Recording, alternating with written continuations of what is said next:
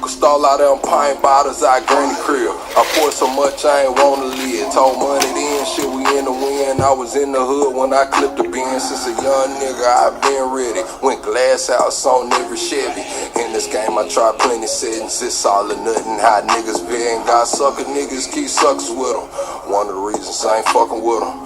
Trish Tech and some more than her. Guess she couldn't even afford a winner. I'm open late, don't need a scale, and it's always over. Sneak wishing well, I double down, slick shit to spell. Shawty know I don't kiss and tell. I'm faded, faded, faded, faded, faded, faded, faded. I'm faded, faded, faded, faded, faded, faded, faded. Hell, I'm faded, faded, faded, faded, faded, faded, faded. I'm faded, faded, faded, faded, faded, faded, faded, faded.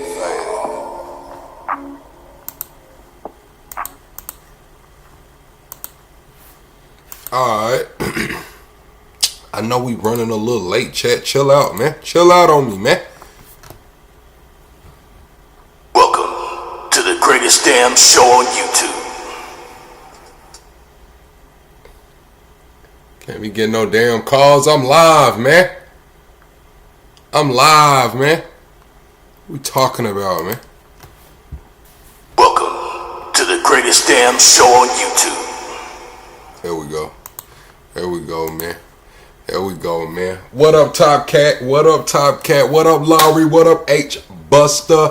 Oh, man. Double tap the screen, shut live out. What we doing tonight, chat? Double tap the screen, shut live out. What we doing tonight, chat? They say the Epstein file sitting in Trump hands. Will the judges block it? And we got Trump sitting down with the Saudi leaders. We got an action-packed episode, chat. We're going to get into a little bit of that Larry Ellison. We got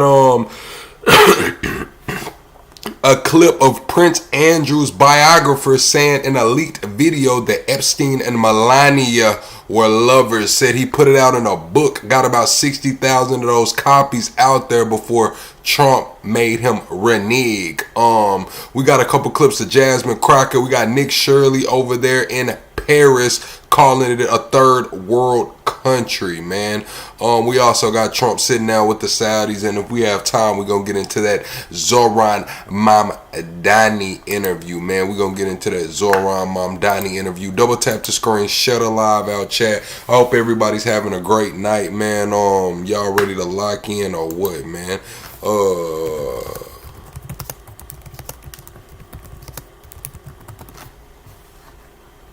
Let's see. Okay, they saying as of right now, Trump has not signed the bill to release the Epstein files, so we should expect it tomorrow. It says the bill passed the House 427 to 1. They said the guy from Louisiana was the only one that voted no, and the Senate unanimously approved it. So they said despite his commitment, no official signing has taken place as of today. The White House has not announced a specific time or an event for the signing. So we got that coming up, man. Y'all double tap the screen, shut a live out. I hope everybody's having a great night, man. We finna get into this. Lala, you got them plain lays ready? We in intro mode. Where that baby go to?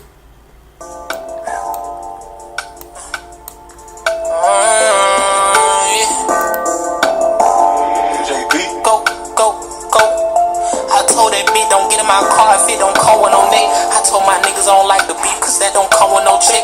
I told my niggas to mark my word, I guarantee that I'm next. I got the arms of a bodybuilder from the way that I flex. Might just hit the strip just to go blow me a check. They know what the fuck I'm on. They say that they got some of the best gas, they call it Southern Georgia. Chain on chain and ice on ice like Adam Sandler. I'm water boy, I know I'm all in the head. Bad bitch laying in my bed, wait till I give her a sprint. I'm a master with the head. Don't let these social fool you, these niggas broke. I know that they ain't bought it. Ain't got no car but talking shit. Okay, then little walkie talkie. I told that bitch to come home. I ain't got time for no bitch that's healing. Talk to blood, she called me daddy, and I'm screaming out no dick. I'ma make sure that she come. I'ma fuck her good with my tongue. I know the night is still young, so baby, let's get it in. I know just how she like it tonight. She spicy, she added a friend. They ain't identical, but they fuck alike. So in the bed, I call them twin. I call them twin. I call them twin. Bitch and shoot a shoot. 1 + 1 that equal 2. What you tryna do? Go back for back, check a swoop for swoop. Either way it go, I'm on. Either way it go, I'm gone. Bro, just got like 100 on me, they tryna get him gone. What you college at whack, what's the name? And he put it in his song. Both of them got the purest powder, it's pink, you know this shit is strong. No diddy, I'm the type of nigga that turn my bitch up in each city. But it got out, we celebrating, we hit the gritty. I'm feeling like a baby, I'm tryna get that milk about them titties.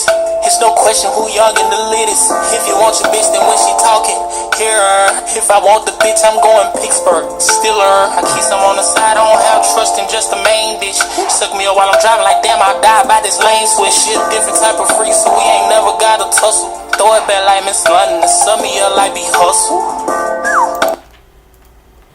Oh man, double tap the screen, shut it live out. What we doing tonight, chat? They say the Epstein files sitting in Trump's hands. Will the judge block it? I've already called it and said the judge will block it, but I'm gonna give y'all my thoughts and opinions before we get into the episode. So with the Epstein files, we seen it went 427-1. The one guy from Louisiana voted no. He did release a statement as to why he voted no. I don't care why he said he voted no. I'm going to tell you why I believe he said no. It's because he wanted to have plausible deniability. For whoever he's trying to protect or whatever's going on there, he probably wants to have some plausible deniability. Like, look, man, I at least tried. I was the only one that said no. I tried to help you out. You know what I'm saying? You don't got to X me out of the plan. That's why I believe he said no. Now, when they did, what they did put in that bill was all unclassified documents will be released. So that gives them a lot of leeway. That gives them a lot of leeway on top of them investigating the Democrats. That gives the judge a lot of leeway to block certain things to come out as well. Anybody under investigation, that can be automatically blocked. And the unclassified is a big deal, because what if they just start classifying stuff right now? Now that they know that they got to release it, they could, start classifying stuff right now. From the time it happened all the way up until now, they can start classifying stuff. We seen Epstein's brother, whether you want to take his word for it or not, come out and say that they're in Virginia right now. I forgot what city he named. He said they're in Virginia scrubbing a lot of the Republican names from the Epstein files. That's his thoughts and opinions. So I feel like, a lot of that stuff is going to be put under classified. We'll never get it. I don't think we'll have the full release of the Epstein files, and the stuff that's unclassified that they just don't want to release, it'll go under the guise of that investigation. So I do expect Trump to sign this on tomorrow. We'll have 15 to 30 days before it's released on tomorrow. During that 15 to 30 days, who's to say if something becomes classified or not? Who's to say who's actually under investigation? So I feel like it's going to be a big nothing burger, chat. I feel like it's going to be a big nothing burger. Let's get into the episode. Alright, chat. This is what's going on with the healthcare premiums. We're going to start with the healthcare premiums. I got a little clip right here. A woman is showing her premium, or how much it's costing right now and how much it's going to jump up to as of January. Let's get into it. So this is my mom's open enrollment through Covered California. So her current plan, $378 per month. This is for the year 2025. All right, $378. Okay, we're still in Covered California, 2026. Same plan, but it's now $1,500 per month. Okay, next election, let's remember, we're still giving out money to other countries. Everything is still fucking expensive, and our insurance has gone up. So let's quietly get it together, please. I cannot fucking believe. So yeah, it jumped from $378 a month, right at $400 a month, and it jumped all the way to $1,520 per month. So from $400 to $1,500, might well say 4 times the damn amount, man. People are not going to be able to afford this, man. A lot of people are already voicing their opinions and saying, hey, look, I'm just not going to be able to afford that. We got to get something done. All right, this lady's right here. She's made some connections with Larry Ellison. So we know that we talk about going against the digital ID and going against all of these our privacy rights being stripped over here. But she's looking at Larry Ellison and what he's got going from a different perspective. I didn't look at it like he's hosting the data centers. So no matter whoever takes the lead with AI, Larry Ellison will be able to host those data centers. We seen that he's buying up all of these media companies. He's getting ready to push the AI through these media companies, and she's going to break it down a lot better than I just did, but she made some crazy connections. Y'all watch this. Discovery. He just bought Paramount. Why does he want media companies? Why would he? He wants to hang out with movie stars? No. He has a fucking ego problem? What does he do now? He runs the largest data storage and processing company? Why? Well, before founding his company called Oracle, he worked on a project for the CIA called Oracle, where he was paid to build a database for the government. And so he probably has and knows how to get data on all of us. Good. I don't get how this is all somehow connected. You just said it's connected, so you must know. He also wants mass surveillance. He said citizens will be on their best behavior because we'll be recording and reporting everything that's going on. And he also said the government should consolidate all of the national data and feed it to AI. And all of this is connected how? I don't really know. It's in your head. You just have to find it. What does this have to do with owning an entertainment company? You already said it's connected. Just tell me how.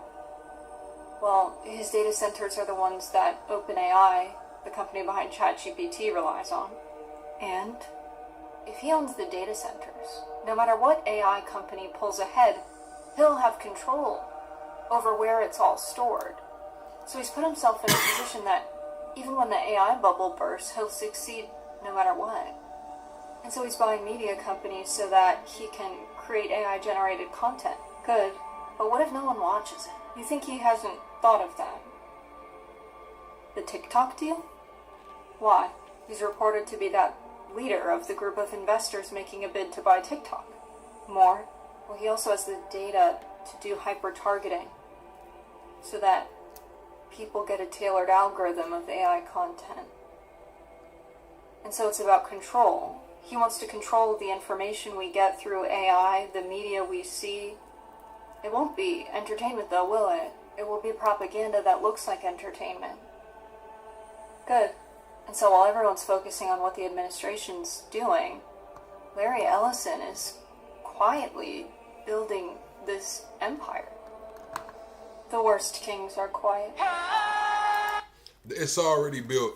It's already built. She just put the final couple connections there that I needed to see this shit through. I knew when Larry Ellison was talking about making the police body cams 24/7 to where they can't cut them off unless they go to the bathroom, and it's really never cut off. They're just not showing the feed to whoever's watching it. Talking about making those $80. Talking about making the America so safe that nobody ever commits crimes because they know they'll always be watched.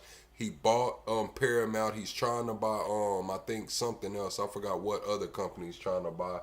He already acquired TikTok for the algorithm. We know TikTok changed the algorithms, the For You page, all of that shit. TikTok led the way with the way we consume media now. So he bought that. He's buying the companies, and he owns the data centers where all of these AI and all of this government data is stored. And he comes from government.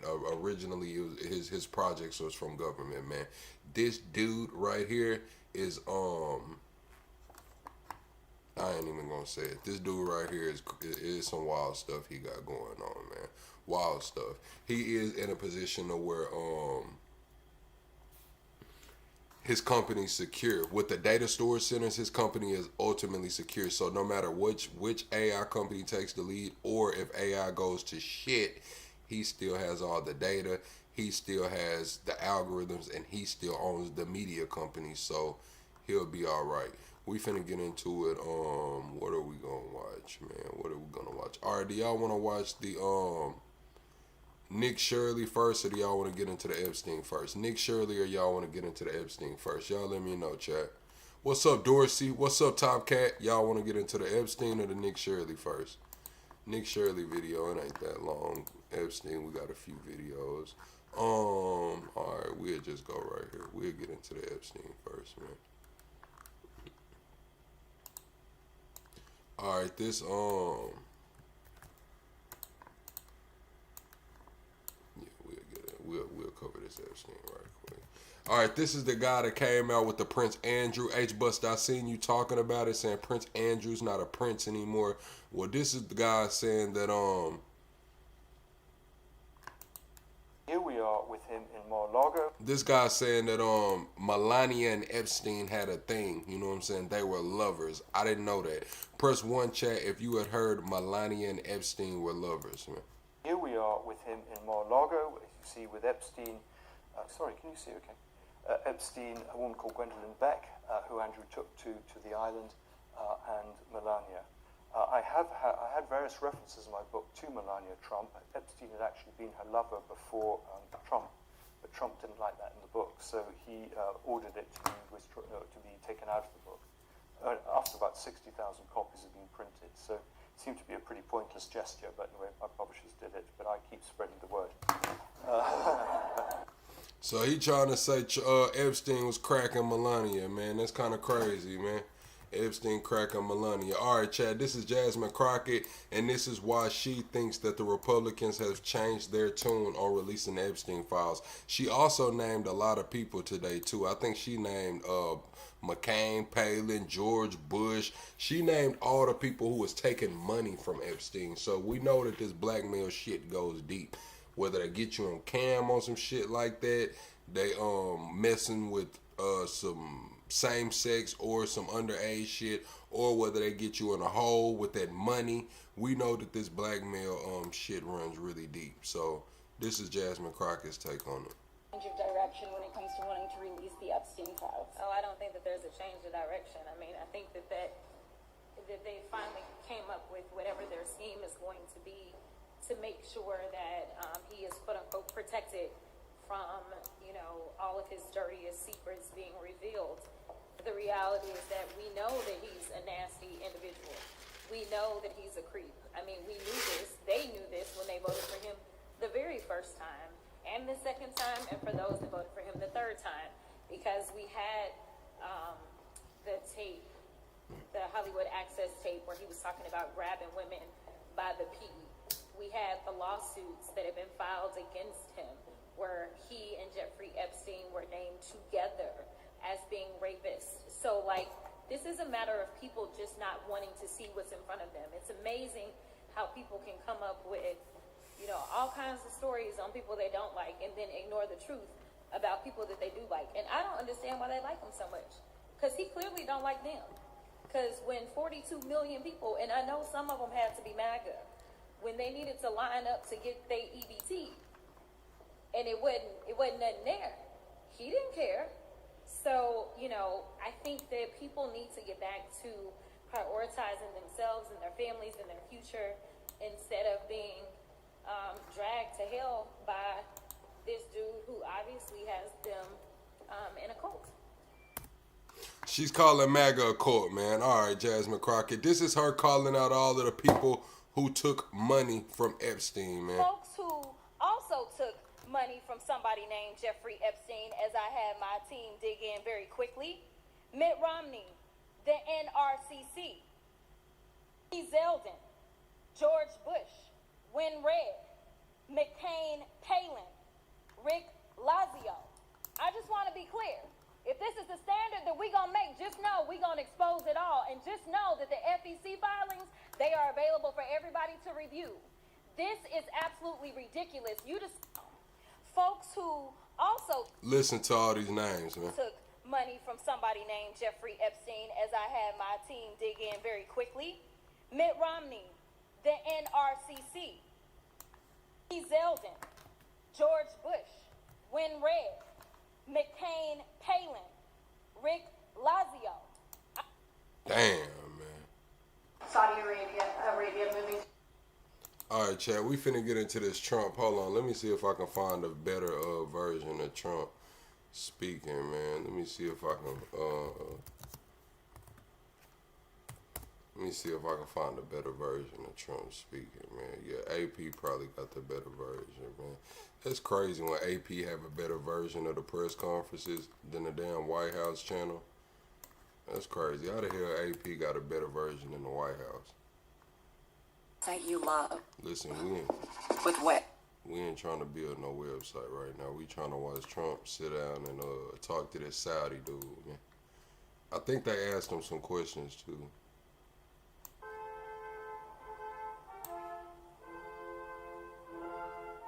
Very close, no matter, and I think incredible the tractors, everything else, the numbers that we're doing in construction.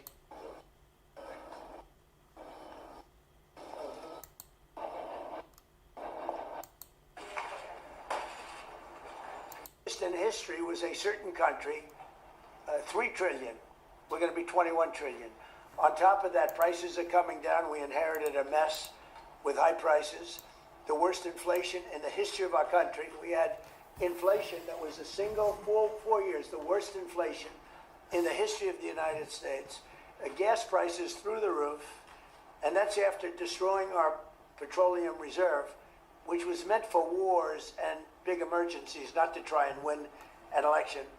They opened. So our petroleum reserves were definitely destroyed. I remember during Biden's era. I don't know if y'all remember, our reserves were down like to the lowest that they have been in, I believe, like 40, 50 years. I believe Biden they were trying to get gas down, shit like that. So yeah, our reserves were bone damn dry, and they're supposed to be our critical reserves in case of wartime or in case we get shut off from the world. Well, Biden had ran those dry, so I remember that.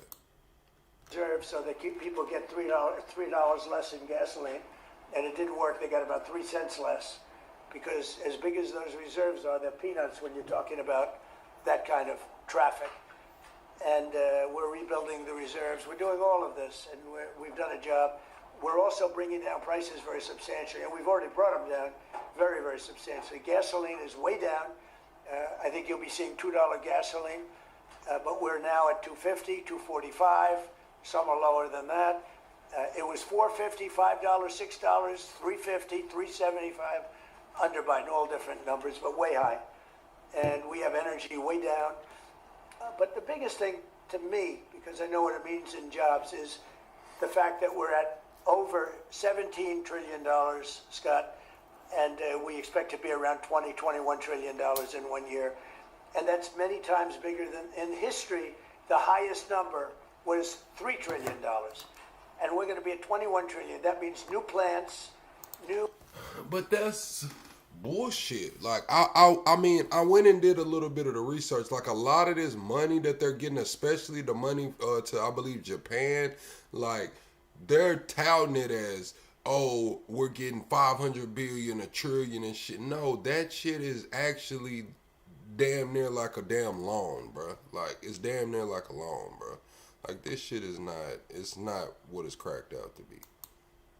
New auto plants. We have auto plants coming in from Canada, from Mexico, from Germany, from Japan. Toyota just agreed to invest $10 billion on new auto plants, all American workers. We've never been in a position like this. You can go back to the beginning. Our country has never been in a position like this, and it really is because of the fact that we use tariffs to bring all this money in. And you're going to see the results in a year when these plants start to open up. We have more plants under construction now than at any time in the history of our country.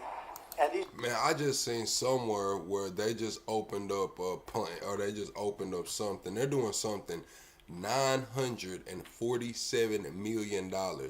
Y'all take a guess how many jobs they created. $947 million. Y'all just take a guess. How many jobs do y'all think $947 million created? plants, these are the biggest plants anywhere in the world.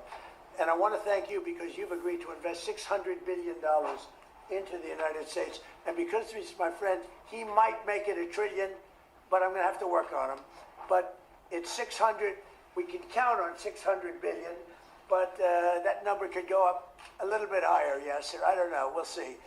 But we appreciate it very much. So Saudi is going to be investing at least $600 billion, and that means investments in plants, in companies, money on Wall Street, and what it really means for everybody that really counts is Jeff. It was $947 million, and I asked how many jobs it created. I see somebody said thousands. H-Buster, that's what I thought. Ant Bank said 200. Dorsey said 2. It was 252 jobs. $947 million created a whopping 252 jobs. Crazy. What? A lot of jobs. We have a lot of jobs. So I just want to thank you. We've been really good friends for a long period of time. We've always been on the same side of every issue.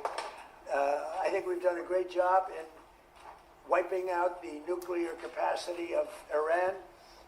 Nobody else could have done that. No other president would have done it. We had the pilots in the Oval Office right here. We were celebrating a very successful attack. So I had them in with that beautiful B-2 bomber that's over there. And they said, sir, for 22 years, we practiced this attack. Our predecessors, these were very young guys, so 22 years, they said our predecessors and us practiced the attack on Iran. But no president ever gave us the go-ahead. 3 times a year they went out and they practiced the attack. Nobody let us do it until you came along, and I let them do it because it was the right thing to do. You can't have a nuclear Iran. And so we put you in a very good position. But I just want to say it's an honor to be your friend, and it's an honor that you're here. And if you'd like to say a few words, but thank you very much. Well, thank you, Mr. President. This relation has been a relation for about 9 decades, and we've been working together for a long time. But today it's a very important time in our history because there is also a lot of things that we're working on in the future. We believe in the future of the rest of America. We believe in what you're doing, Mr. President, really creating a lot of good things and good foundation to create more economic growth, more business in America. And it will also your work for the world peace. I believe, Mr. President, today and tomorrow we're going to announce that we are going to increase that $600 billion to almost $1 trillion of investment, real investment and real opportunity by details in many areas. And the agreement that we are signing today in many areas in technology. How much is gas where y'all at? Lala, you said you just got gas. It's almost $4. Yeah, you must have been in the city. You damn near had to be in the city because I think I paid like $2.25 for gas, $2.30. Yeah, like $2.25 for gas. In air materials, magnet, etc. That will create a lot of investment opportunities. So you are doing that now. You're saying to me now that the $600 billion will be $1 trillion. Definitely, because what we are signing it will facilitate that, and I like that very much. You worked hard. No, that's great. I appreciate that. That's great. We're doing numbers that nobody's ever done. And in all fairness, if you didn't see potential in the U.S., you wouldn't be doing that. Definitely. You don't want to lose money. As you said, Mr. President, it's the most hottest country in the planet. But what you're creating is not about opportunity today. It's about also long-term opportunity in the rest of America that will affect American economy positively in the next coming decades, preparing the right foundation of emerging technologies. That's a game changer for America in a good way, and we want to be part of it. Yeah, we're doing really well. And this, you don't see what we're doing so much because we have, although the construction industry sees it. If you look at Caterpillar, who's been incredible, the tractors, everything else, the numbers that we're doing in construction are unbelievable. Some of the plants that we're building, AI, and they're building their own electric with the plant. I gave them the right to build their own electric with the plant because no country, frankly, will have this. China's working very hard to produce enough electric, but we're beating China substantially at AI, which is a big thing. And we had a great meeting 2 weeks ago with President Xi, but on AI, we're doing well. And I have a man, David Rommel. Yes, sir. David. That's the thing, bro. Like, when I listen to Trump and I just look at it like what's going on globally, chat, like, I told y'all this morning episode, Cloudflare was hacked. Cloudflare, I guess they were hacked. They got a crazy, unusual amount of traffic.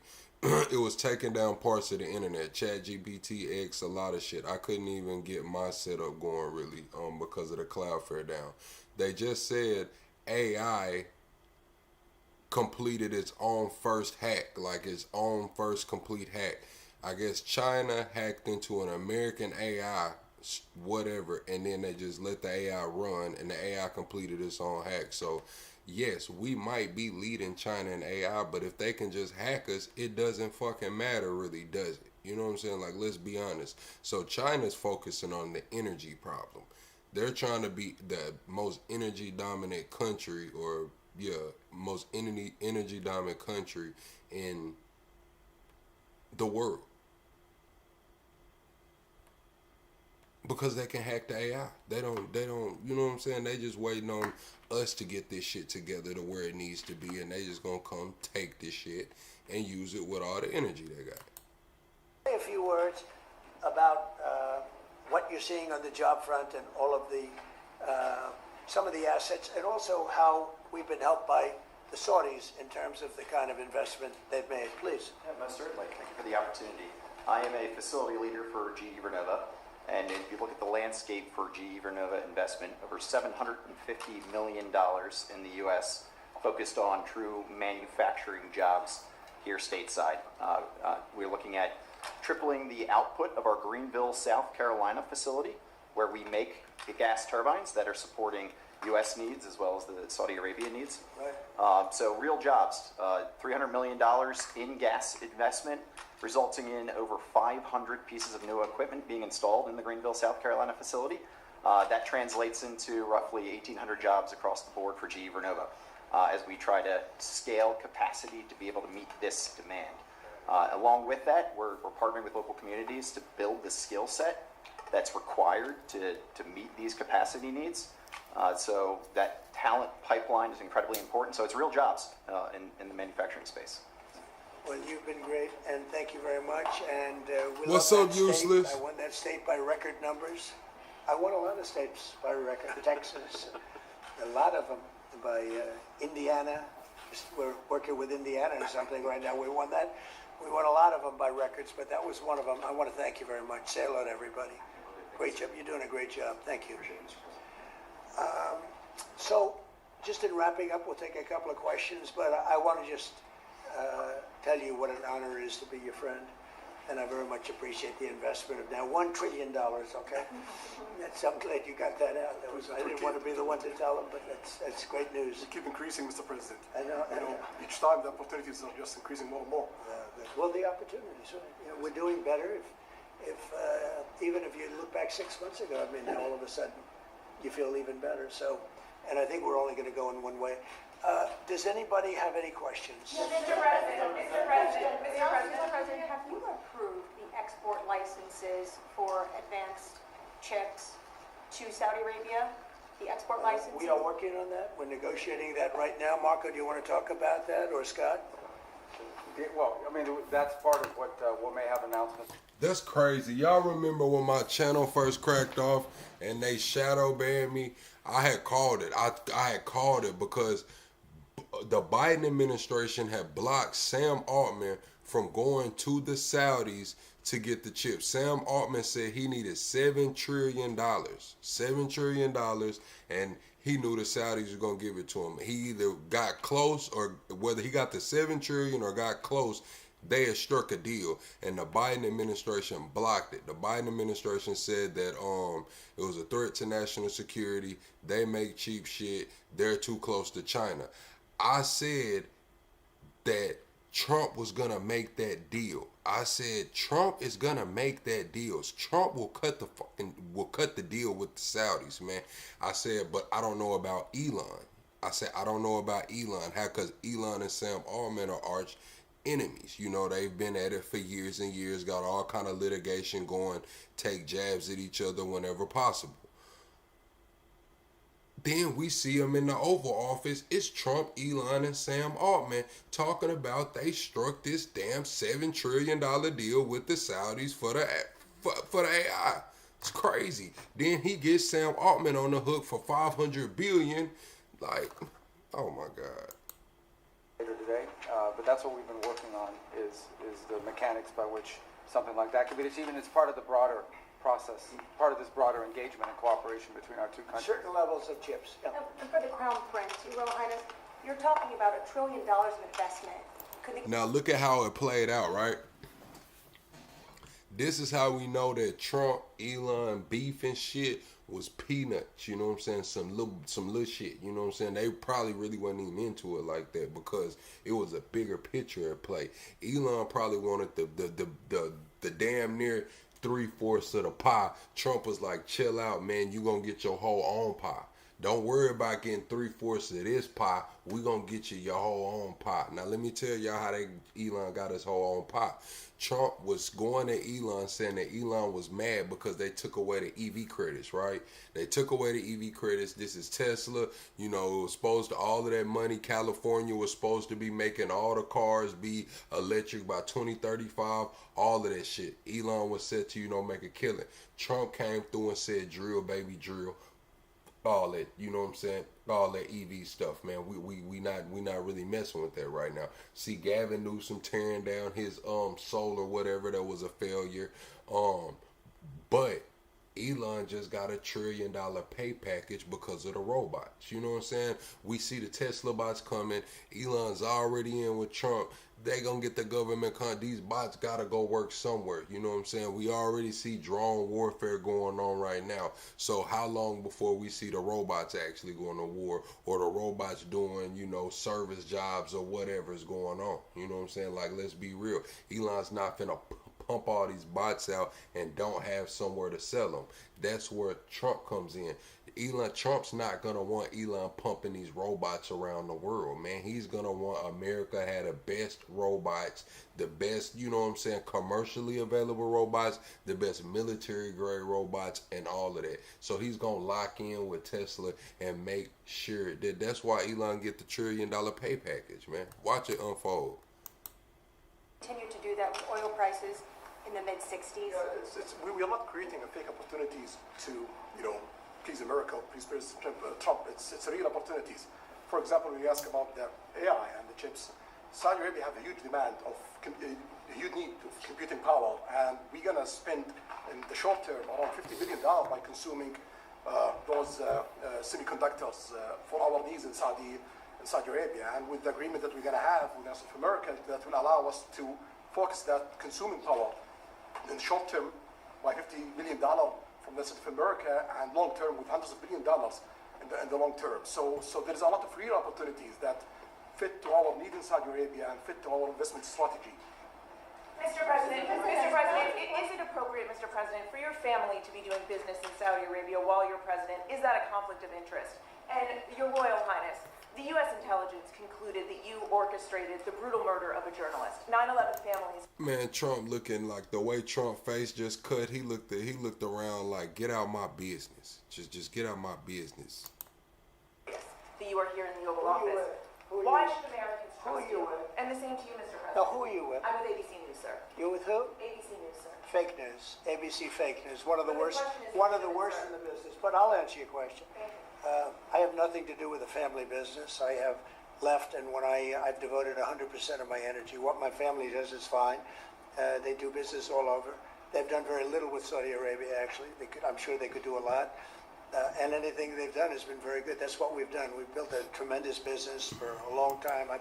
Man, Trump said I've devoted 100% of mine, and then he just stopped. I was waiting on him to say presidency because I was just finna say, like, bro, wasn't you just promoting the Trump cologne? Like, was you not just over here spraying the cologne on both sides of Buddy's neck? You know what I'm saying? Like, let's be real. Successful. I decided to leave that success behind and make America very successful. And I've made America more successful by far than it ever was, and that it ever could have been, no matter who was president. There would be nobody bringing... How when we got healthcare finna go up, you gotta complete the job, man. Like, you're doing some good things, Trump, man. You gotta complete the damn job. It's a lot of bullet points that still gotta be hit, man. Like, we got healthcare going from $378 to damn $1,520, bro. Like, what? We gotta get some shit together. $1 trillion, that I can tell you right now. As far as this gentleman is concerned, he's done a phenomenal job. You're mentioning somebody that was extremely controversial. A lot of people didn't like that gentleman that you're talking about. Whether you like him or didn't like him, things happen. But he knew nothing about it, and we can leave it at that. You don't have to embarrass our guest by asking a question like that. Just you ask, Mr. President, you allow me to answer. You know, I feel painful about, you know, the families of 9/11 in America, but, you know, we have to focus on reality. Reality based on CIA documents and based on a lot of documents that Osama bin Laden, he used Saudi people in that event for one main purpose, is to destroy this relation, to destroy the American-Saudi relation. That's the purpose of 9/11. So whoever buying that, that means they are helping Osama bin Laden's purpose of destroying this relation. He knows that strong relation between America and Saudi Arabia, it's bad for extremism, it's bad for terrorism. And we have to approve him wrong and to build our relation, continue developing our relation. It's critical in the safety of the world. It's critical against extremism and terrorism. About the journalists, it's really painful to hear, you know, anyone that been losing his life for, you know, no real purpose or not in a legal way, and it's been painful for us in Saudi Arabia. We've did all the right steps of investigation, etc., in Saudi Arabia, and we've improved our system to be sure that nothing happened like that, and it's painful and it's a huge mistake, and we are doing our best that this doesn't happen again. Thank you, Lala. Thank you, Mr. President. The Crown Prince has been instrumental in helping lifting the sanctions on Syria. Will there be any joint investment between the U.S. and Syria? And will you visit Damascus? Are you from Syria? No, but Where are you from? I'm from Palestine. Oh, making a lot of progress, huh? Very good. Well, they like me. The Palestinians like me. The Palestinians are doing very well, actually. I think we're working very closely with a lot of people that make everybody happy, including Israel, the Palestinians, and everybody. It's very interesting. No, I think that I will tell you, the Crown Prince called me, and he specifically asked me if I would lift the sanctions on Syria, because he wants to see Syria make it. As you know, the leader of Syria was just here. We had a great meeting, and he's a strong guy, and I guess you need a strong person to run it. And I think Syria has made tremendous progress. We did lift the sanctions at the request of the Crown Prince. Also, the president of Turkey, Erdogan, called me specifically. He said, you know, if you don't lift the sanctions, Syria doesn't have a chance. If you do, they have a very good chance. And between the two of them and some others, I lifted the sanctions. And the results so far have been pretty good. Can I ask you a question about the F-35s that are being sold to Saudi Arabia? Are these the same ones that are being used by the Israeli military? And if so, how does that allow for the qualitative military edge for Israel? Hey, Trump couldn't even hold it in, man. He damn near called her out of her name through his lips, bro. Like, look at Trump. Like, he want to call out her name so bad when she asked his question. I mean, is it the same? I think it's going to be pretty similar, yeah. You know, How will that this is a great ally, and Israel's a great ally. And I know they'd like you to get planes of reduced caliber. I don't think that makes you too happy. They've been a great ally. Israel's been a great ally. And we're looking at that exactly right now. But as far as I'm concerned, I think they are both at a level where they should get top of the line. Yes, please. I just want to ask for the Crown Prince, if I could just ask about the direct talks between It's all right. Steve, 1 second. Go ahead. Have you reached an agreement on a U.S.-Saudi defense treaty today? And are you going to bring up the Abraham Accords in your discussion? I already brought them up. What did you say? I think I got a positive response. Would you like to respond? Yeah, so definitely we believe having a good relation with all Middle Eastern countries, it's a good thing. And we want to be part of the Abraham Accord, but we want also to be sure that we secure a clear path of two-state solution. And today we have a healthy discussion with Mr. President that we're going to work on that to be sure that we can prepare the right situation as soon as possible to have that. I think we're, you know, I don't want to use the word commitment, but we've had a very good talk on the Abraham Accords. We talked about one state, two state. You know, we talked about a lot of things in a short period of time. We'll be discussing it further too. But I think you have a very good feeling toward the Abraham Accords. Yes, definitely, Mr. President. We want peace for the Israelis. We want peace for the Palestinians. We want them to coexist peacefully in the region. And we will do our best to reach that day. And the defense agreement, have you reached agreement on that? I'm just gonna ask, why the fuck we need to get Saudi Arabia some jets, man? Why we need to get Saudi Arabia some fighter jets? Are we just trying to sell them? You know what I'm saying? Is it like, well, I'm just asking. You know what I'm saying? Like shit, like, all right. Chef. Quick question for the Crown Prince, if I could just finish. We have reached agreement on that. Okay.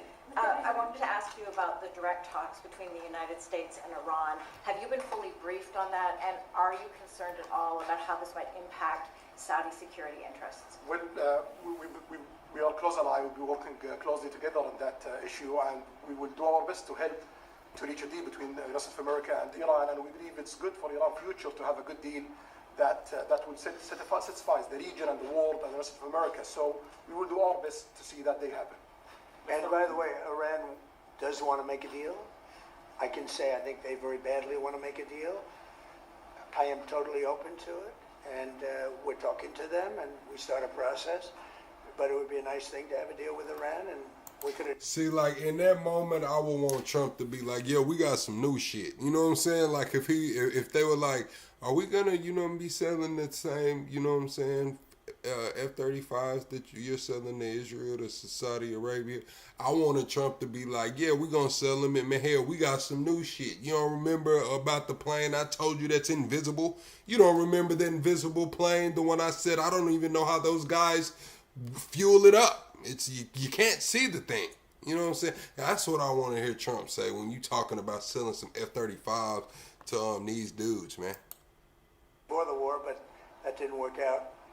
And something will happen there, I think. But they would very much like, they may say something else, but they would very much like to have a deal. You are going to sell 35 F-35 jets. You are planning, you said you are planning to sell the F-35 jets to Saudi Arabia. Yeah. Is it part of the security agreement? And how you assess the defense partnership between Saudi Arabia and the United States? And the question was... Well, I just said it. We're going to sell them F-35s. That's the end of the question, I guess. Is it part of the security agreement or no? No, we're going to have a deal. They're going to purchase F-35s. They're buying them from Lockheed, and it's a great plane. We make, by the way, the best military equipment. You saw that during the Iran little skirmish.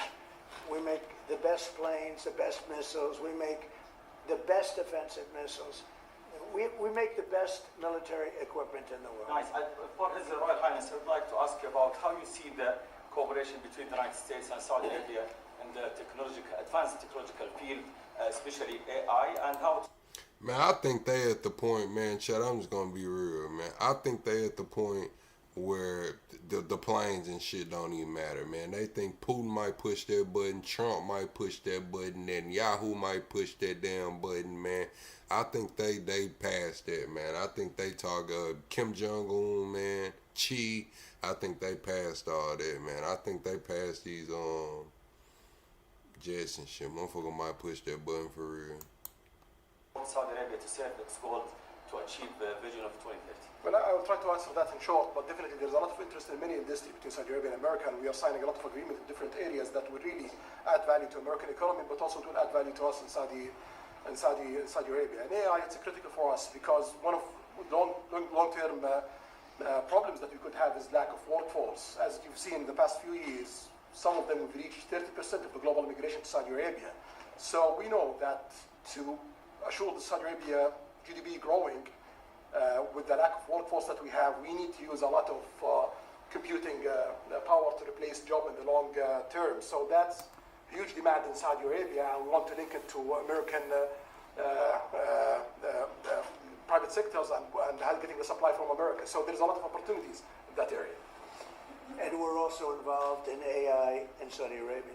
So we're working, and we're leading by a lot on AI, by actually a lot. China would be in second place, but we're leading by a lot. And I have to say this, look at him, he just smiling at this shit, man. He's sitting on $1 trillion, bro. Dude right there is probably a trillionaire, man, off the books, bro. Trump's like, we're leading in AI. China's second, man. Dude chuckled at that shit, man. Like, are you sure about that, Trump, my boy? With China has been very good. And as far as the He trying buying to our hold the farm damn products, smile back. He they're can't pretty even much hold on this schedule, shit, Scott. I'd Chad. like you to call him. He can't even hold this shit. If they could speed it up, it would be good. Okay, but they're pretty much on schedule. Look at him. He jerking his face around and shit, trying not to laugh. He doing all that. You know what I'm saying? He doing it. He's fighting it, bro. That's how you act when you in church and you know you gonna get your ass whooped if you laugh out loud, man. Man, you know you when you in church and something just so damn funny, but you know if you bust out laughing or you get caught, man, your ass in trouble. Look, that's what he did, bro. This shit is crazy, bro. So that's huge demand in Saudi Arabia, and we want to link it to American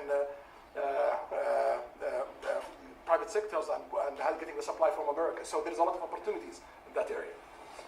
And we're also involved in AI in Saudi Arabia. So we're working, and we're leading by a lot on AI. Actually a lot. China would be in second place, but we're leading by a lot. And I have to say this, and our relationship with China has been very good. And as far as buying our farm products, they're pretty much on schedule, Scott. I'd like Bruh, look at him. He's giving the look like I even look like that when I'm trying to hold back a laugh. Like where you just, like your eyes are just like, you know what I'm saying? Like dude is trying not to laugh in Trump's face, bro. He's really trying not to bust out laughing, bro. This is crazy. They could speed it up, it would be good. Okay, but they're pretty much on schedule. If I may, I have a question for both. Look, he's grinning, like showing his teeth and everything, trying not to laugh. Faisal Abbas from Arab News, Saudi Arabia. Your Excellency. Your Royal Highness, just picking up on something you just mentioned about how some people try to destroy the relationship between Saudi Arabia and the United States. Perhaps. Thank you, Too Strong. Thank you, Big Niche. We've been used to having the bigger picture and that everything fits into the bigger picture. Might you want to elaborate a little bit about where is the relationship, the bilateral relationship, the strategic partnership between Saudi Arabia and the United States heading, and what's the big picture there?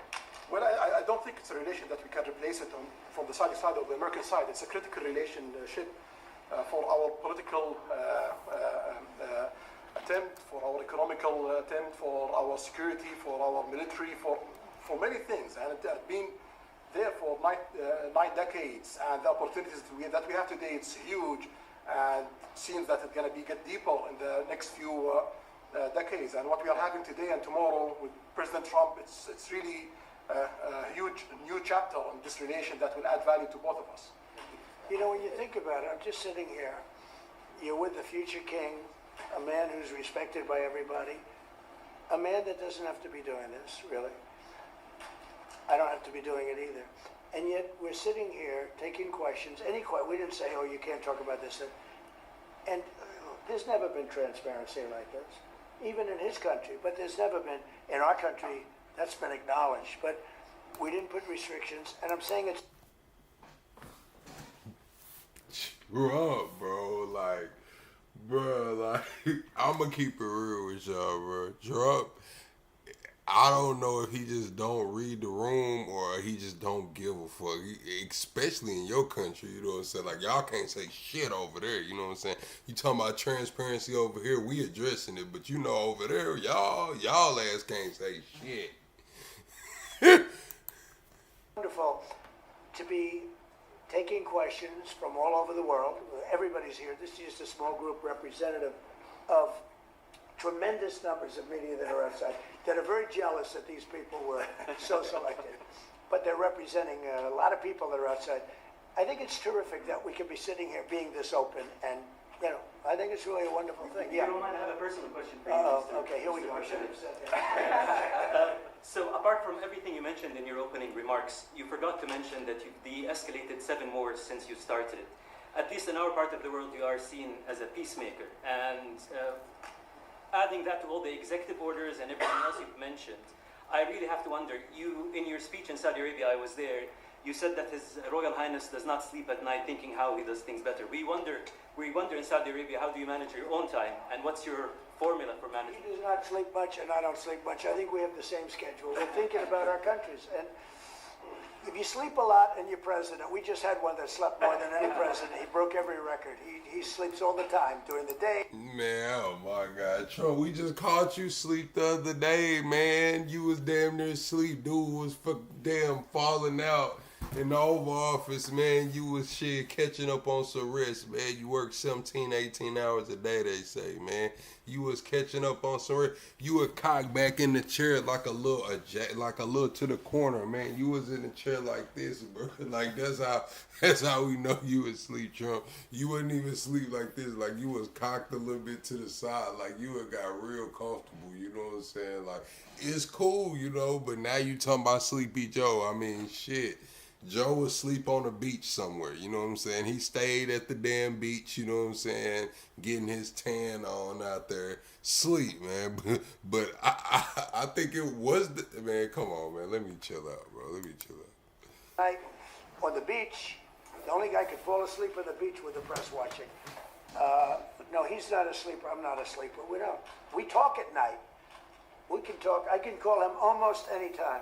He goes, hi, how you doing? It's like the craziest times. But now, when you love your job, when you love your country, and when you're in a position like we are, future king, highly respected, crown prince, and in my case, president, you're thinking about your country. You're thinking about making America great again. We're thinking about keeping Saudi Arabia strong and vital and in a pretty tough part of the world, tricky part, right? That's fucked up. He always talking about Biden sleep too, cause like, isn't Biden like terminally ill? Like Biden has some real shit going on now, and Trump just keep throwing him under the bus. Like the shit was funny, like, but it's like, damn, we know Joe was asleep on the beach. Hell, he's recovering from damn a terminal illness, dude. Like what? A lot of tricky people, but. He thinks about his country, and I think about my country. I don't want to sleep. President Trump, do you expect a formal civil nuclear deal to be reached soon? Can you talk to us about that aspect with Saudi Arabia? I can see that happening. Do you think that an agreement will happen today? It's not urgent. It's always when you have civil nuclear, but you have more oil than almost anybody else. We actually have more oil and gas than they do, but I refuse to say that. We have more than. We have more than anybody, can you imagine? And on the F-35s, are those sales, Israel had reportedly wanted those sales to be conditioned on Saudi Arabia moving to normalized relations. Israel will be happy. Israel's going to be happy. Israel's aware, and they're going to be very happy. Hey, Trump be trying to get past some Israel questions. You see how serious his face got when she had said Israel? He looked at her like, bitch, you finna put the money, man. Like, you fuck up the money, man. Straight up, man. Then he hurry up and rush the question. Israel be happy. They'll be happy, man. Look, these some F-35s. We know they got nukes over there, man. It is what it is, man. We all done talked about pushing this damn button, man. Allegedly. Yeah, please. Hello. Hi, hello. My name is Amal Hazani from Sharq al-Awsat newspaper. I'm from Riyadh, of course. I have a question for the Crown Prince and for you, Mr. President. Crown Prince of Saudi Arabia, how much you expected from developing the cooperation with the United States in the field of new energy, AI, supply chain? How much you expected from that? No limit. We just continue pushing forward. There's no limit. So we just push forward for all the opportunities that we have. You have to understand, this is really a great ally. Just the fact that they're now doing, I came in here at 6, I did not know that. I was pushing for the 1 trillion, but he didn't tell me that. Now he told me. This is a great ally of ours. You know, when you invest $1 trillion, that's national security for us too, because it creates jobs, it creates a lot of things. And I would say, Scott, right, when you hear one country's putting $1 trillion into the United States, that creates national security. And, you know, I think that they don't have to say that, but I think a big part of that is also the fact that tariffs are in play. But even beyond tariffs, That's a real ally that will do that. Creates a lot of power for the United States. We are also in Saudi Arabia very happy because this much of Saudi money is a function here, and of course it's come back for us for benefits. So it's complementary interest. So this is the I think what's different the friends and ally do. Well, look, I love the country of Saudi Arabia. I know the people very well. The level of treatment that we go when we go to Saudi Arabia is something. I couldn't understand her damn question. And the people like us, and I think they really like America, especially when I'm president. I don't think they liked America so much maybe for 4 years recently. I think Obama treated Saudi Arabia very, very badly, as you know. And I think Biden didn't have any idea where the hell he was. I don't think Biden knew the difference. How would you describe the future relationship with Saudi Arabia? I mean, like, bro, doesn't Biden have cancer, bro? Like, why is Trump steady kicking Biden while he down, bro? Like, oh my God. How would you describe that? The relationship is with? Yeah, I would say top of the line. It's as good as it can. I don't think it can get much better. We have a country that trusts. Hey, Trump beef with the other administrations like rappers beef, bro. Like, Trump beef like a rapper, bro. Like, when Trump don't like you, bro, it's like every chance he get, he gonna dish you. Like, bro, it's like, you know how the rappers say they smoking on somebody? That's Trump version of smoking on somebody is just, you know what I'm saying? Just taking a jab at him whenever. Trump treat this shit like the rap game, bro. That's why they make that investment. If they didn't trust us, they couldn't make that investment. And we trust them. They've been very reliable. Now I rebuilt our military in my first term. And we spent trillions of dollars. And we gave away some of it in Afghanistan stupidly because we had stupid people running our country. But we gave away. But that's, as much as it was, it's a tiny fraction of what we put here. And we're bringing our military to a new level, the highest level ever. We have those plants are going out. And again, it's all American jobs and everything, so it's good for a lot of reasons.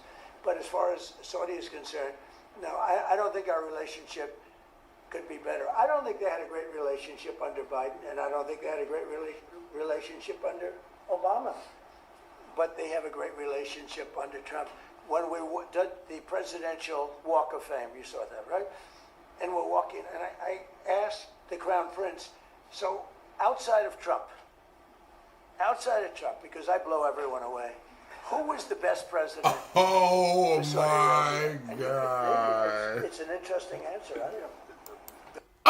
Oh my God. There's no way he just said that on today, bro. Like, Trump, no way you just said that, bro. It's no way he just said that, bro. Like, come on, Trump. When we did the Presidential Walk of Fame, you saw that, right? And we're walking, and I asked the Crown Prince, so outside of Trump,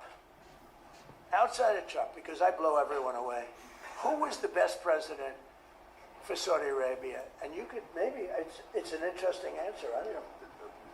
Roosevelt, who started it, which is a Democrat. And Reagan, he's one of the historical presidents that have close ties with Saudi Arabia. Oh my God. But we've worked with all presidents. Does Trump blow them all away? No, it's not about me, Mr. President. Mr. President, and Trump doesn't give a fist pump. I grabbed that hand. I don't give a hell where that hand's been. I grabbed that hand. Y'all said he wasn't supposed to touch him. Everybody said Trump wasn't finna touch his man. This the Crown Prince. Trump just put his hands on that man. Put his hands on it, said, nah, I'll blow everyone away, man. And put his hands on that, man. Y'all said Trump wasn't gonna touch him, man. Trump touched that man. Listen, man, Trump did it, man. He touched him, man. But I'm not gonna cap, man. That blow everyone away shit, Trump, man. I'm not gonna lie, bro. That's crazy, man. That's crazy. That's wild. No cap. That is wild. Trump really just handled dude pretty rough too. I ain't gonna lie. If y'all watch, Trump really just kind of roughhoused him. Roosevelt who started it, which is a Democrat, and Reagan, he's one of the historical presidents that have close ties with Saudi Arabia. But we've worked with all presidents. Does Trump blow them all away? No, it's not about me, Mr. President. Mr. President? And Trump doesn't give a fist pump. I grabbed that hand. I don't give a hell where that hand's been. I grabbed that hand. Remember Biden? He travels for 20 hours, gets out, and he gives a fist bump. No. When you get out of the plane, and you got the future king and the man who's one of the most respected people in the world, you shake his hand. You don't give him a fist bump, right? We don't want to ask you about that, but I can't imagine you were thrilled. You were like a little bit surprised. He's a fantastic guy. You don't do that. Yeah, please. We're getting closer to the end of the year. Have you started the interviews for the Fed chair? Yes. Who have you interviewed? I think I already know my choice. Who is it? Well, I liked him, but he's not going to take the job. He refused. You like Treasury better, right? Much better, sir. So we are talking to various people, and frankly, I'd love to get the guy currently in there out right now. But people are holding me back. He's done a terrible job, hurting housing a little bit. The truth is, we've been so successful, we've blown past his interest rate stupidity. He's been wrong. That's why I call him too late. He's too late. Jerome Too Late Powell. He was recommended to me by a guy that made a bad choice. And it's too bad. But despite that, it's having very little impact because we have all of these things happening. But it has an impact on housing to a certain extent. He's a fool. He's a stupid man. But we have some very good people. Yes, sir. You'll be sitting down with them in the near future. We have some surprising names, and we have some standard names that everybody's talking about. And we may go the standard way. It's nice to every once in a while go politically correct. But we have some great names. Steve, have you talked to President Maduro of Venezuela yet, or are you still open to that? He wants to talk. Yes, sir. Yeah, I'm open to talk. I talk to everybody. But no, he wants to. They treated us very badly. They sent all of their prison population into the United States, and we're getting them out rapidly. But he sent all of his, and he sends drugs into the United States and other things. No, he treated us badly. He was dealing with a bad president, and he was able to get away. We have now, I think we have the strongest borders anywhere in the world. Nobody's coming in unless they come in legally. We're taking very weak borders where millions of people came in. For the last 6 months, I don't do these reports. They say 0 people have been able to come in. Is that pretty good? Mr. President, why wait for Congress to release the Epstein files? Why not just do it now? It's not the question that I mind, it's your attitude. I think you are a terrible reporter. It's the way you ask these questions. You start off with a man who's highly respected, asking him a horrible, insubordinate, and just a terrible question. And you could even ask that same exact question nicely. You're all psyched up. Somebody psychs you over at ABC. They're going to psych it. You're a terrible person and a terrible reporter. As far as the Epstein files I have nothing to do with Jeffrey Epstein. I threw him out of my club many years ago because I thought he was a sick pervert. But I guess I turned out to be right. But you know who does have? Bill Clinton, Larry Summers, who ran Harvard, was with him every single night, every single weekend. They lived together. They went to his island many times. I never did. Andrew Weissman, I hear. All these guys were friends of his. You don't even talk about those people. You just keep going on the Epstein files. And what the Epstein is a Democrat hoax to try and get me not to be able to talk about the $21 trillion that I talked about today. It's a hoax. Now, I just got a little report, and I put it in my pocket, of all the money that he's given to Democrats. He gave me none. 0. No money to me. Trump, I'm just gonna keep it real. You doing too much fucking talking, bro, about this shit, man. Like, If you ain't got nothing to do with it, man, if you wasn't blowing Bubba, whoever, whatever that was, man, you blow everybody away, man. Like, why are you doing all this talking, dude? Like, the Epstein files, bro, if you're clean, dude, you're just clean. It's not gonna bother you. We'll keep talking about this 21 trillion or whatever's going on, bro. Like, that's not gonna distract from that, bro. All of this extra talking, bro, is like, damn, bro. Dude. But he gave money to Democrats, and people are wise to your hoax. And ABC's your company, your crappy company, is one of the perpetrators. And I'll tell you something. I think the license should be taken away from ABC because your news is so fake and it's so wrong. And we have a great commissioner, the chairman, who should look at that, because I think when you come in and when you're 97% negative to Trump, and then Trump wins the election in a landslide, that means obviously your news is not credible, and you're not credible as a reporter. So I've answered your question. You should go and look at the Democrats who received money from Epstein, who spent their time. Larry Summers was with him all the time. That creep, the fund guy, was with him all the time. What's his name? Who? Reid Hoffman. I don't know Reid Hoffman, but I know he spends a lot of money on the radical left. Reid Hoffman, in my opinion, should be under investigation. He's a sleazebag. And those are the... Oh my God, bro. He's a sleazebag. But they don't get any press. They don't get any news. And you're not after the radical left because you're a radical left network. But I think the way you ask the question with the anger and the meanness is terrible. You ought to go back and learn how to be a reporter. No more questions from you. Who else has a question? Friends, very quickly, I want to ask you, how much money is Saudi Arabia giving for Gaza reconstruction? We are in discussion about that. Still, there is no amount being It'll be a lot. named, but we will definitely help. Yeah, he's gonna. It's very important to him. And a quick follow-up: the International Security Force. Given your pledge, there would be no U.S. boots on the ground. What is the U.S. role going to be in that?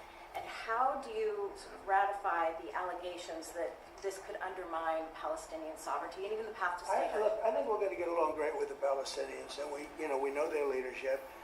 We just had a very, you hate to say war, but it was a war.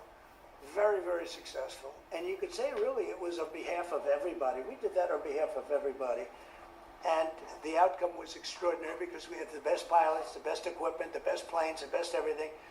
And Israel bought the best equipment. They bought it from us. Everything's from us. It all starts here. This office, I was talking to the Crown Prince a little while. You walk into this office, for somebody from the outside, the Oval Office, it's the most powerful place in the world. You're standing right now in the most powerful place in the world. And no matter how big... He's trying not to laugh, bro. Like, why is he really trying not to laugh in Trump's face? The biggest people, the richest people, they walk into this office. It's special, isn't it? Look at him. He's so happy to be here. But you walk into this office, it's the Oval Office. And we've done a lot of good with this office. I've stopped actually 8 wars. I appreciated your question before. But I've actually stopped 8 wars. I have another one to go with Putin. I'm a little surprised at Putin. It's taken longer than I thought. But we stopped India and Pakistan. I could go through the list. You know the list better than I do. I'm very proud. And I stopped one that was almost ready to start again. You know, there's one that was ready to start, and they're doing very well.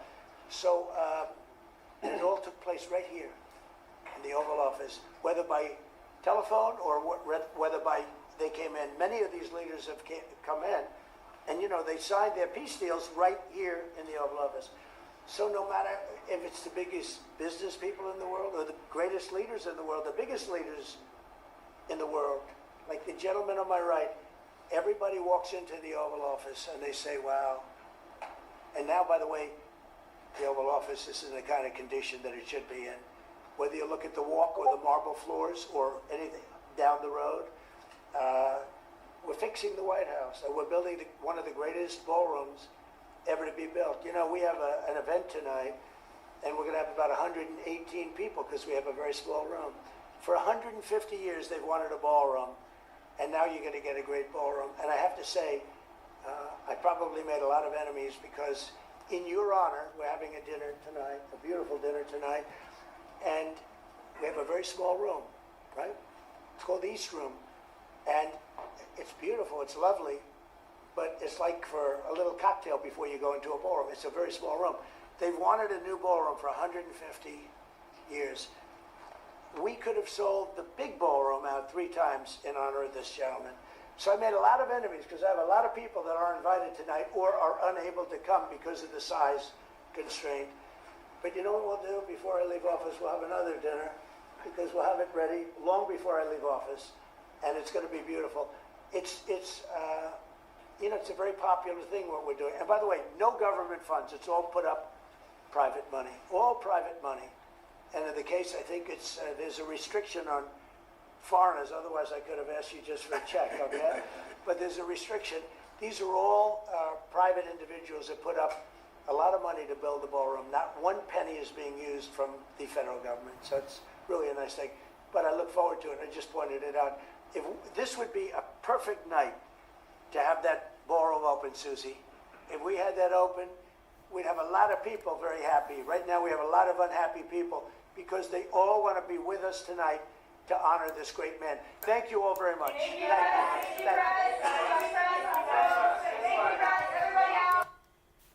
Yeah, nah, man. This is Eyewitness News, up close. There's got to be something to worry about. Well, I think, look, we are a city that is facing twin crises. We're facing a crisis of authoritarianism coming out of Washington, D.C., and a crisis of affordability right here across the 5 boroughs. And what worries me is the prospect of continuing down the path that we've been on, one where we treat it as acceptable that so many New Yorkers are being pushed out of the 5 boroughs they call home. All right, chat. Y'all double tap the screen, shut a live out. We are 25 subscribers away from the next sub goal. We still chasing 100 likes, chat. This is Mom Donnie. He sat down with ABC. We're going to see what he's talking about. I believe he said some wild shit. I seen him do a campaign ad talking about he's trying to raise $4 million for his transition, saying that he needs $4 million not only for his inauguration, but for, you know, to get everything started. So says that he's already had about 12,000 people donate around $77, so they have raised $1 million, but he needs an additional $3 million. Let's see what Mom Donnie talks. New Yorkers are afraid to even leave their homes for fear of being detained or deported by ICE. These are the challenges we have ahead of us, and they are ones that deserve the full focus of the mayor. That's what I'll be giving them. We're going to talk about all that in the next 40 minutes, 20 minutes. Unless you want to look stay at for you already doubling it up. Well, I'm trying, you know, you got me. There's no question. Bill Bratton, you know who he is. He has worked for many mayors, including the ones here in New York. And he says, I'm going to quote him now, it's a brief, fleeting moment to celebrate, meaning you and others. And then it's going to be the agony of governing. Does that ring true? You know, I think this is a brief moment in that of the transition, but I don't view governing as an agony that we are awaiting. I don't view it solely through the lens of pressure or responsibility, also, frankly, through opportunity. But I think what Bill is correct about is that this moment, it is a brief one, and it's the question of what do we use it for? Because oftentimes transitions are pageantry. They are the moments where you announce all of the people that you know, that you owe favors to, this, that, and the other. We want this to be a moment where we're actually preparing ourselves for January 1st. And that means spending these next 46, 47 days that we have actually preparing. That means putting out a hiring portal where we've received now more than 50,000 applications. That means having a team that can vet those applications, that can actually go through real hiring processes. And that means also pushing forward implementation plans for our policy. Because too often this is a time of just celebration as opposed to preparation. We want to make it both. 40,000 people, you said? 50,000. 50,000, that's what I thought. So 50,000. 50,000 people. And how do you do that? Well, I think the first thing is you actually build a team that can look through these applications. And the beautiful thing about it is for too long in city government, it's been more to do with who you know than what you do. And we want to turn that on its head. We want it to actually be about the work. And I'll tell you, Bill, we've actually received applicants from every single zip code except for one. And if you are watching from 11695, we need you. Please apply so we can knock every zip code out of the park. Don't beg. You don't have to beg, sir, really.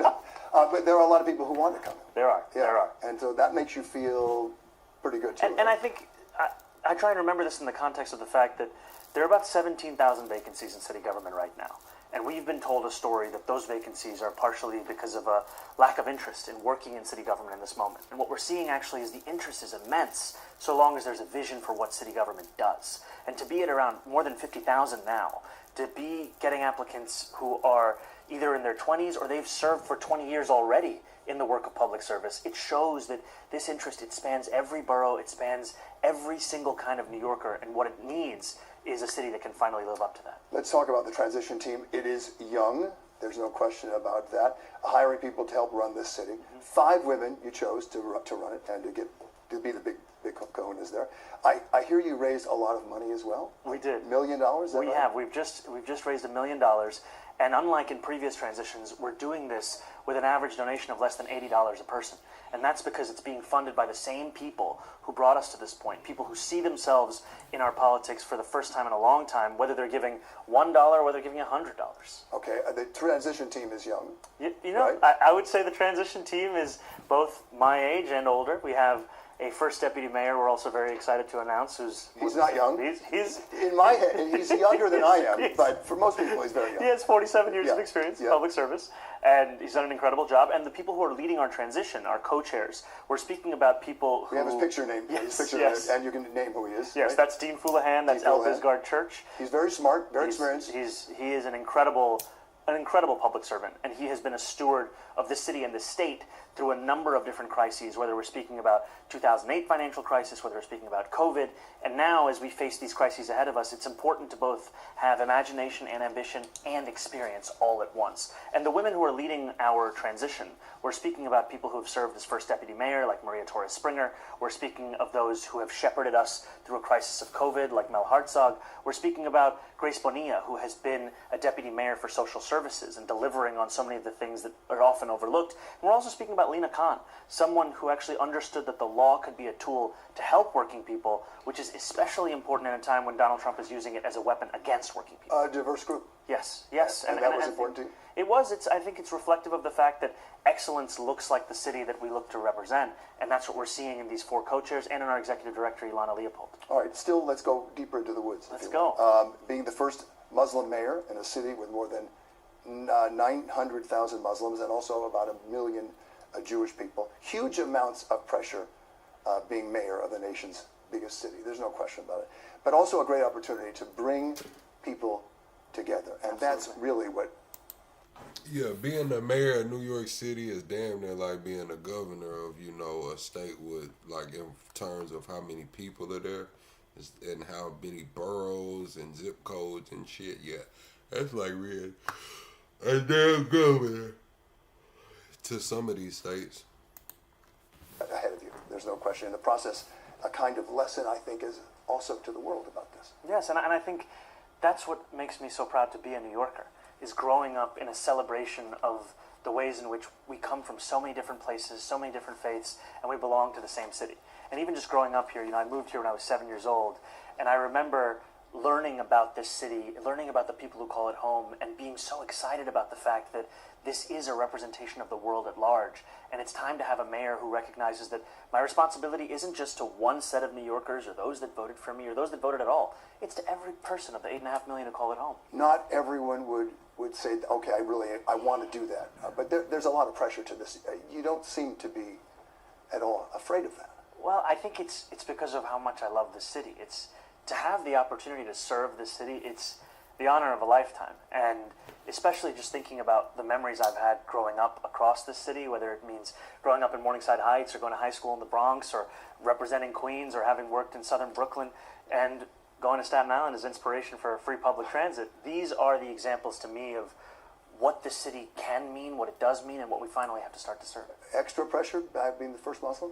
I don't view it as extra pressure. I view it as an opportunity to show that every single one of us in the city belongs. And I have to tell you that when I see, especially younger kids who have often been told that their dreams have to fit within a certain box, and that they look at this candidacy and this campaign as an illustration that they could be anything, that means the world to me. You have said in the past, which is only a year since we first met, which would, and you're doing it very, with verbal passion, I think, that you will be a mayor for all of New York. How do you make that happen? Because that's not an easy thing to do. No, it's not. I think it's someone who understands that There will be New Yorkers who love you. There will be New Yorkers who hate you, and you represent all of them. And I think too often we try and separate ourselves from the public as much as we can to insulate ourselves from that kind of a response. When what New Yorkers deserve is a mayor that they can see, they can talk to, even one that they can yell at. And I take inspiration from, in many ways, the way that Mayor Koch would engage with the city. He wasn't afraid to go out there and ask people how he was doing. And I think in a similar way, we need to bring public service back into the public sphere, and I'm looking forward to doing that. I mean, I'll just tell you, I was campaigning in the last few weeks of the general election, and there was someone who pulled up in her car on Nostrand Ave, and she looked at me, and she yelled, "I'm voting for you!" And it sounds like someone's angry at you, but they're actually telling you something that's supportive, and that's in many ways a New York City experience, and you have to be ready for all of those There things. will be some people during your tenure who will get angry. Oh, absolutely. There's no question. All right. Absolutely, and I wouldn't want it any other way, because if you only hear people that support you, you're living in a fantasy. Have you talked at all to Mayor Adams? He was out of town. I guess he's coming back pretty soon. Have you met? By now, a lot of people would say, "Well, have you had dinner? Have you had lunch? Do you watch a movie? Do something, anything?" Yeah. You haven't done that yet. I'm waiting for Mayor Adams to come back into the city, but we will be sitting down when he does. And I had a conversation with him. And what I have to say is, despite the many political disagreements that we have, I am appreciative of the fact that the transition itself is one that is moving forward. It's one where our teams have been in contact, and that's something I appreciate, because New Yorkers deserve a smooth transition, so they can actually deserve having a mayor who's focused on the job at hand. There's been no shortage of barbs and vibes between the two of you, more from him right now. Have you thought about that and wondered why? I think we have a fundamental disagreement on what the job actually means, what the purpose of that job is, in that, I view this as a way to make it easier for New Yorkers to afford to live in the most expensive city in the United States of America. Mayor Adams has taken a few decisions in the past few weeks and months that make it harder to live in this city. And that's a place of disagreement, and I'm honest about that. Yeah, but you have said in the past that there are problems, and that he is actually doing things that are going to hurt you. Yeah, you've said that. You didn't make any bones about that. No, and I think it's important to be direct with New Yorkers. I'm someone who has spoken about the importance of freezing the rent for more than 2 million rent-stabilized tenants. The mayor takes a different view of it. He has raised the rent on those New Yorkers by more than 12% and is looking to cement that legacy. That's a place of clear disagreement, and I'm looking forward to showing New Yorkers what it can actually look like to deliver on our agenda. You've called it the cement legacy of dysfunction and inconsistency. Are you worried about his people working with your people behind the scenes to make this smooth? I can tell you that the way in which his team has worked with our team on the transition side, that has been something that I have no complaints about. Let's talk about Jessica Tisch. Do you have a meeting scheduled with her? She is, of course, the commissioner of the NYPD. So you want her to stay? Yes, I do want her to stay, and I made that commitment during the election. That's something that I continue to believe, and I just want to explain the why of it all, which is that when Commissioner Tisch came into the NYPD, she came into a police department that Mayor Adams had stacked the upper echelons of with corruption and incompetence. And she started to root that out, started to deliver accountability, reduce crime across the 5 boroughs. And that's something I'm looking to build on under a Mamdani administration. Keith, and you said, what do I think of Zoran? I feel like Zoran's young. I feel like he is type of candidates like him. Younger candidates will be the future. As far as him running the financial capital of the world, I do like that he's surrounded himself with experience. Now that I've seen him, he's came out and said, okay, look, I got a guy's deputy mayor that's 47 years public service. I got these people who served through the pandemic. I got this guy who served through the financial crisis. I feel a lot better about him stepping in. But what I will say is he's asking for $4 million for a transition, which I guess he says most of the time big donors take care of that. It's just crazy. I mean, I guess $4 million is peanuts to making buses free, which will be, big however much money. But yeah, he's asking for donations to make a lot of stuff better, I guess. We'll see how it goes. I don't have I'm undecided on Zoran right now. I don't hate him, I don't love him. It's just kind of like, let's see what he does. With creating a Department of Community Safety. He's a good speaker. That showed during the debates. As far as debating, as far as speaking, he was clearly the better speaker out of Silva, Cuomo, and Mamdani. Mamdani was clearly the better speaker. finally takes the issues of the mental health crisis and the homelessness crisis and understands them as responsibilities outside of the police department. And I met with Commissioner Tisch just this past week and continue to be confident in the necessity of us delivering on this agenda and more. She is like the other police commissioners under this mayor, closely managed by Mayor Adams. He's a former cop. Maybe that was going to happen no matter what. Did she say anything to you that she doesn't want that to happen? She wants to be in charge of that? I think the conversation was more about what it can look like to continue to deliver public safety and what it could look like, especially without the distractions that we've seen over the last few years. And this is something that I shared, that I want this to be about the outcomes, because the most important thing is that New Yorkers are given a city that is safe and a city that is just. And too often But I will say this. I give Mom Donnie points because when they ask all the candidates what would they do, you know what I'm saying, where would be the first place they visit, would it be both the candidates said Israel, Silva and Cuomo said Israel. Eric Adams just went to Israel, you know, and told everybody in Israel, like, hey, I made sure that I served Israel as the mayor of New York, and I will make sure to continue to serve you in whatever new endeavor. Trump's supposed to give him a job, I guess, allegedly. But Mom Donnie said, yeah, I wouldn't go anywhere. I would stay in New York and fix New York because that's what I'm the mayor for. I want him to stick to that. I have a feeling that Mom Donnie, we're going to get about 6 months to a year of Mom Donnie probably trying to get the work done. Then we're going to hear Mom Donnie v. Trump. That's what it's going to be. I'm feeling like it's going to be Mom Donnie v. Trump. Will she stay in that office?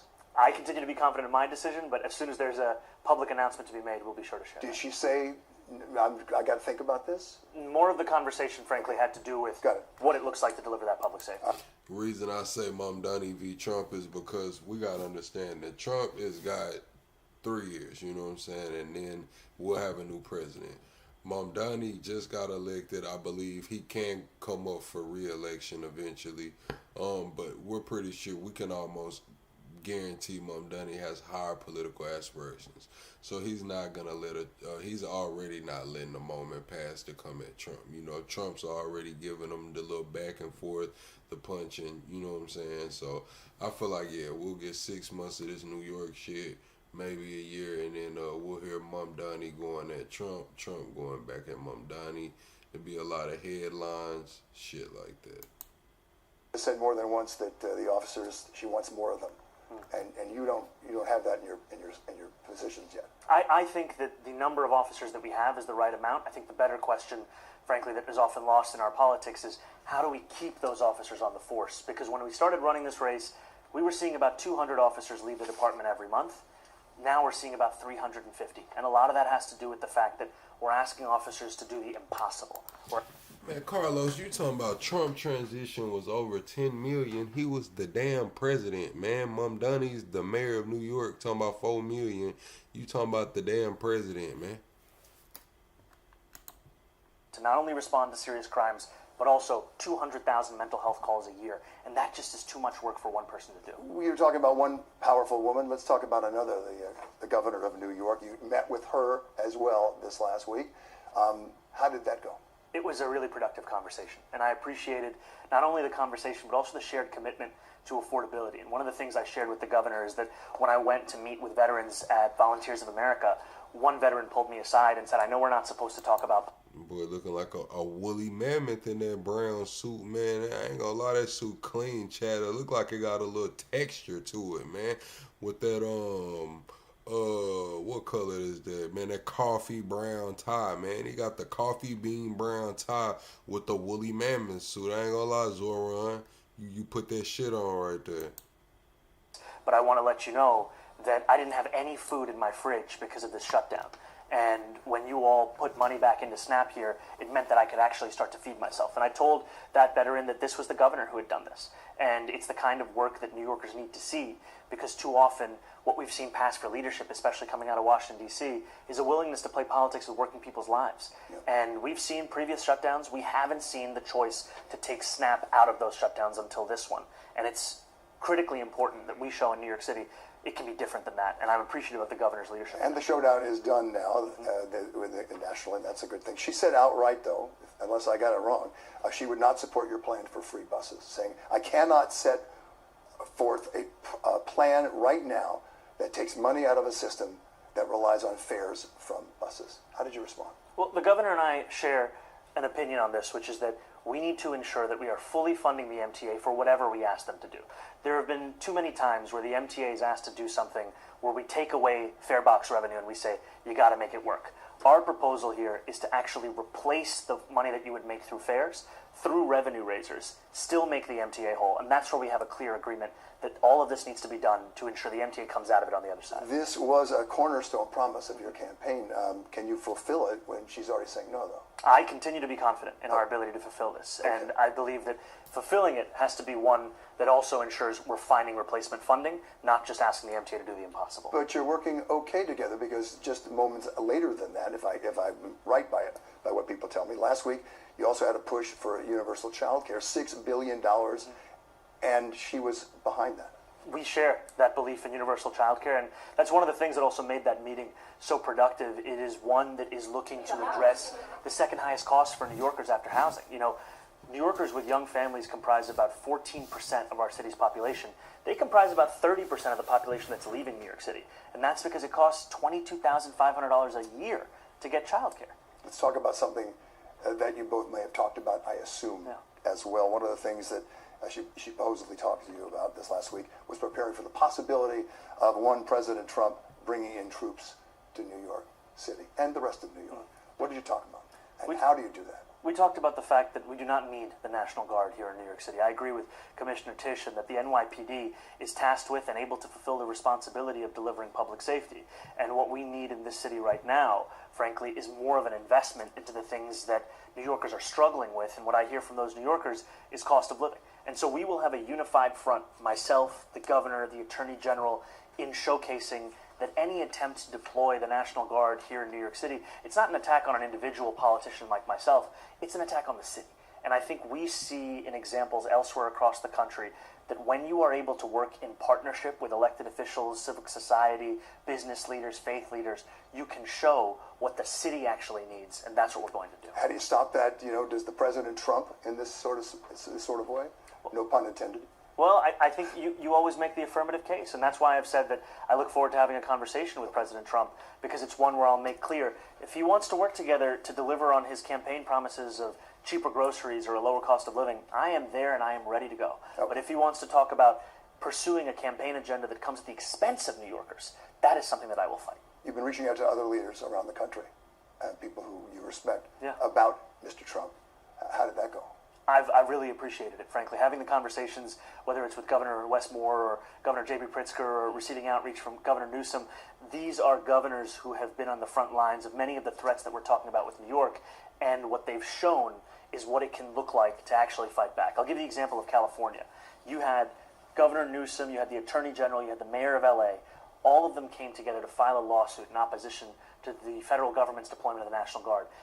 Them doing so led to a judge finding in their favor that that deployment was illegal. And also the Attorney General there estimated that for every dollar they spent on legal fees, they recovered more than $30,000 in federal funds that would have otherwise been stripped of them.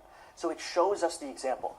Working together, using the courts, not backing down from your values and the clarity of your convictions. That's what we need to see in the city. That's what we'll deliver. We have 1 minute left. We're going to take a quick break and then bring some other stuff in, but I have some quick questions. You said you would arrest Benjamin Netanyahu based on the 2024 International Court Arrest Warrant. Next UN General Assembly, as mayor, would you do that? So I've said time and again that I believe this is a city of international law, and being a city of international law means looking to uphold international law, and that means upholding the warrants from the International Criminal Court, whether they're for Benjamin Netanyahu or Vladimir Putin. I think that that's critically important to showcase our values. And unlike Donald Trump, I'm someone who looks to exist within the confines of the laws that we have. So I will look to exhaust every legal possibility, not to create my own laws to do so. On the other hand, this is also a world event. Does that not count a little bit? Well, I think we are a global city, but I also think what New Yorkers are looking for is consistency in the way in which we talk about our values and follow through on them. And that's why I think these warrants from the International Criminal Court, they are worth fully exploring every legal possibility to actually follow through on. Okay, you can have some water. We're going to take a quick break. I'll take you up on it. No, you're really good at that. We're going to talk about, not important things like your parents, your wife, the people who raised where me, you're going to move, the people. Exactly. When we come back, all right? And we'll be right back. Welcome back to Up Close. We continue our conversation with Mayor-elect Mamdani. Where to begin? Let's talk about, real quickly, about the money you've raised. $1 million. And I'm told it's not just $1 million. It's little teeny amounts of dollars. It's an average donation of less than $80 a person. And I think that's so exciting because so often what we've seen in transitions is you're seeing a desire to fund the entire set of your political framework with those who have already been a part of that political donor class. And what we're showing is that we can actually build a mass movement, not just at the ballot box, but even in preparing for city government. And that's why we've seen thousands of New Yorkers come together to donate, whether it's $1, $100. They're showing that they believe in the necessity of being ready on January 1st, and it's an honor to serve them.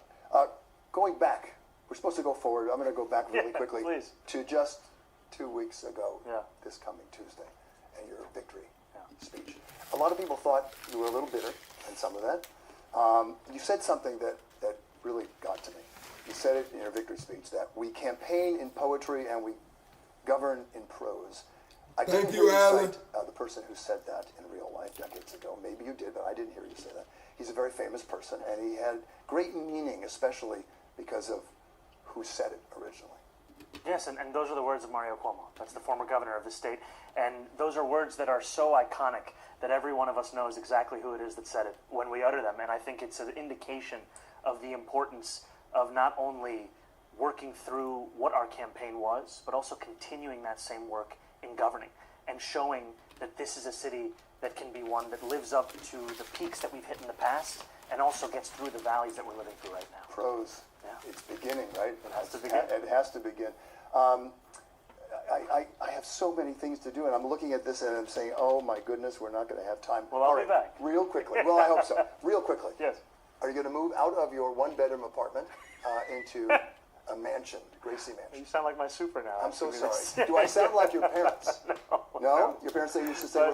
I haven't heard Mamdani speak on Sharia law, but he does have a lot of radical people like advised, like people running around doing his work. Like it is a couple people around him that's done said some radical shit. Pressure from them. Okay. But this is a decision I'm going to be making with my wife, and as soon as we make it, we'll be sharing in public. I promise? Yeah, I promise Right, we'll be because sharing in public. it's a nice place and a big place. Yeah, it's definitely bigger than the one bedroom. And as you know, a guy The sink probably does not leak. Okay, but I think you're probably right. It's got 5 big bedrooms and all sorts of things. It's a beautiful place. It is. You could probably go there when you meet with Mr. Adams. It may be. I've been there a few times. I've met with the mayor there, as well as the previous mayor. It is a beautiful home. No question about it. And maybe it will be yours, at least for we'll see. however long you want to be there. One newspaper described your wife, Rama, as saying she represents a new era of politics which speaks to a new generation of voters, their words. And they say she is arguably the U.S.'s first Generation Z First Lady. So another first. Yes. If you don't have enough first. We're just collecting them. What role do you want your wife to play? What role does she want to play as First Lady? Well, I think the most important thing for me is that she not only be understood as my wife or the First Lady, but also as her own person. And she is an incredible artist who has charted a course for what it can look like to engage with the world in the fullness of herself. And I think more than any role, more than any expectation, I want her to be able to be herself. And that's going to be at the heart of whatever decisions we make. Oh, that's prose, is what that is. And that sounds like a happy husband and a happy wife. That's fantastic. She's an artist and illustrator. I want to get this down. Yes. Syrian heritage, whose work, according to this newspaper, explores themes of Arab identity, female experience, and social justice. So she backs a lot of things you believe in. Yes, and I think she's also, frankly, someone who has inspired myself as well as others in understanding the importance of art in the way in which we communicate. When we were putting together the logo of this campaign, I would bring it over to her and I would ask her, what do you think about this? What do you think about that? And if you look at the logo closely and you see the bottom right-hand corner of the R, it is something that she actually added the flourish to, because it was something that should represent what this campaign is also about. Have you thought about your swearing in? No, Are you going to do it to a Quran? I have to be honest with you, I haven't much thought about anything beyond the next week and the 2 weeks after that. Oh, interesting.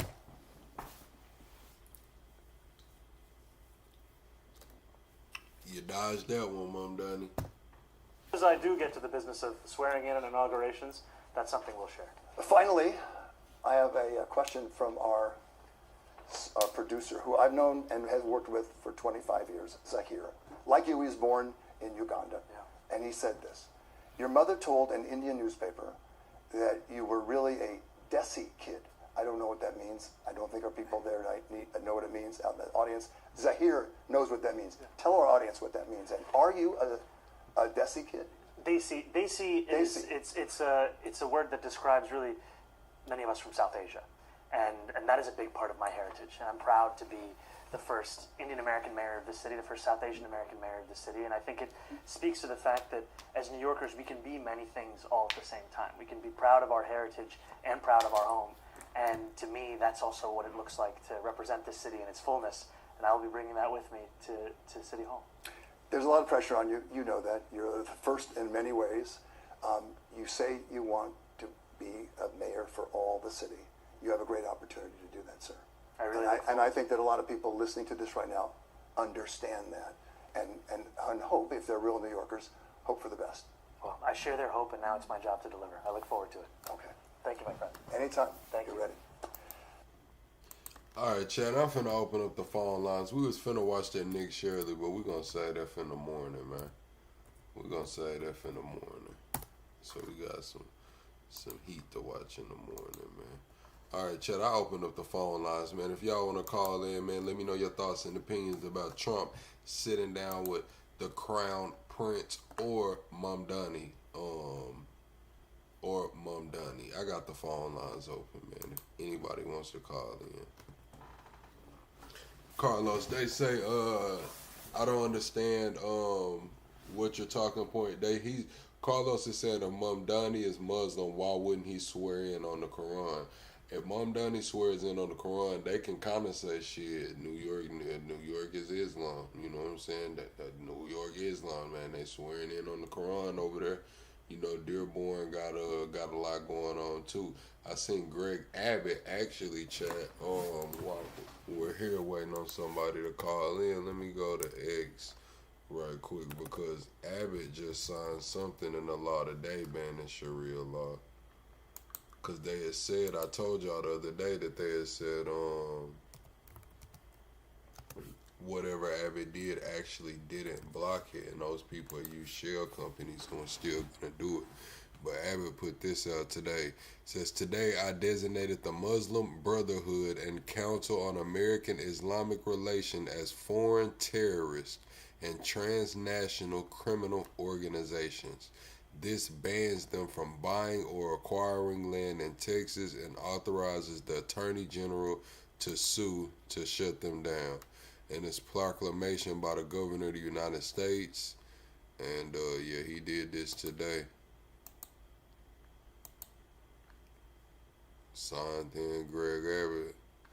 Therefore now I, Greg Abbott, Governor of Texas, under the authority vested in me by the Constitution and statutes of the state of Texas, do hereby designate both Muslim Brotherhood and its successor organization, KAIR, as foreign terrorist organizations under the Texas Penal Code, and thereby subject those organizations and any persons promoting or aiding their criminal activities to be heightened penalties authorized by Chapter 125 of Texas Civil Practice.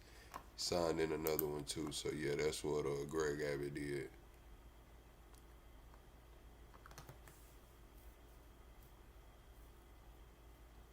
Yeah, man, that's crazy, chat.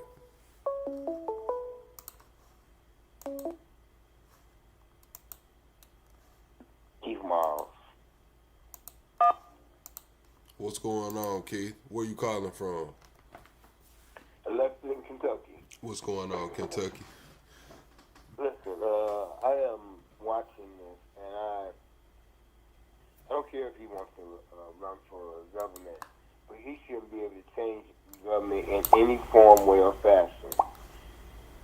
If he wants to be a official in the United States government, he should have to swear in on the Bible. That's what we have. He shouldn't swear in on the Quran or anything else. And if he doesn't want to do that, then he should avoid that office. And also, I'm worried about him trying to change the state of New York, and for as Muslim law is concerned. I don't think he'll change it. I think he'll be a little less hard on it. You know what I'm saying? I don't think he'll change it, but I don't think there'll be as harsh penalties. Like if people start, you know what I'm saying, like in colleges, they'll have like a prayer room for the Muslim Brotherhood in one room, but they'll pray in the library anyway. You know what I'm saying? Like if that happens, I don't think Mamdani will have problems with shit like that. You know what I'm saying? Now to say he'll fully enact Sharia law, nah, no way in hell, man. I ain't gonna lie. Trump gonna send them National Guard down there quick as hell, and the governor probably will too. Let me ask you something. Do you agree with Muslims being able to do as they do, just pray out in the street like that?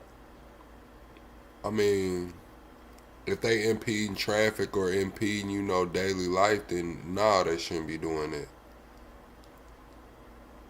Now, if we at a public park or something, if we at a public park and a family decides to pray or whatever, I mean, that ain't gonna piss me off. I ain't gonna get mad at them. Do what you do. But like when they blocking traffic, or if it's like at school or something, impeding on education or something, then yeah, like, hey, hold on, man. I agree with you 100%. If you're gonna block my traffic, or if you're gonna try to make a scene out of what you do, you should be removed. Because in our own Bibles, even Christians, it's okay that you do what you do. Just don't impede people. Don't invoke your rights upon other people. Don't try to make yourself like all that. I mean, I'm a Christian too, but then I'm not going to try to warn people into becoming Christians. That's just not right. I would never do that. And I would not allow a Muslim or any other religion to do that. So my concern was, what is his stance on Muslim law in America? If he's like, okay, you good with your Muslim law, but you know what? Don't try to bring your Muslim law over here to America and change America. If you do that, you can leave.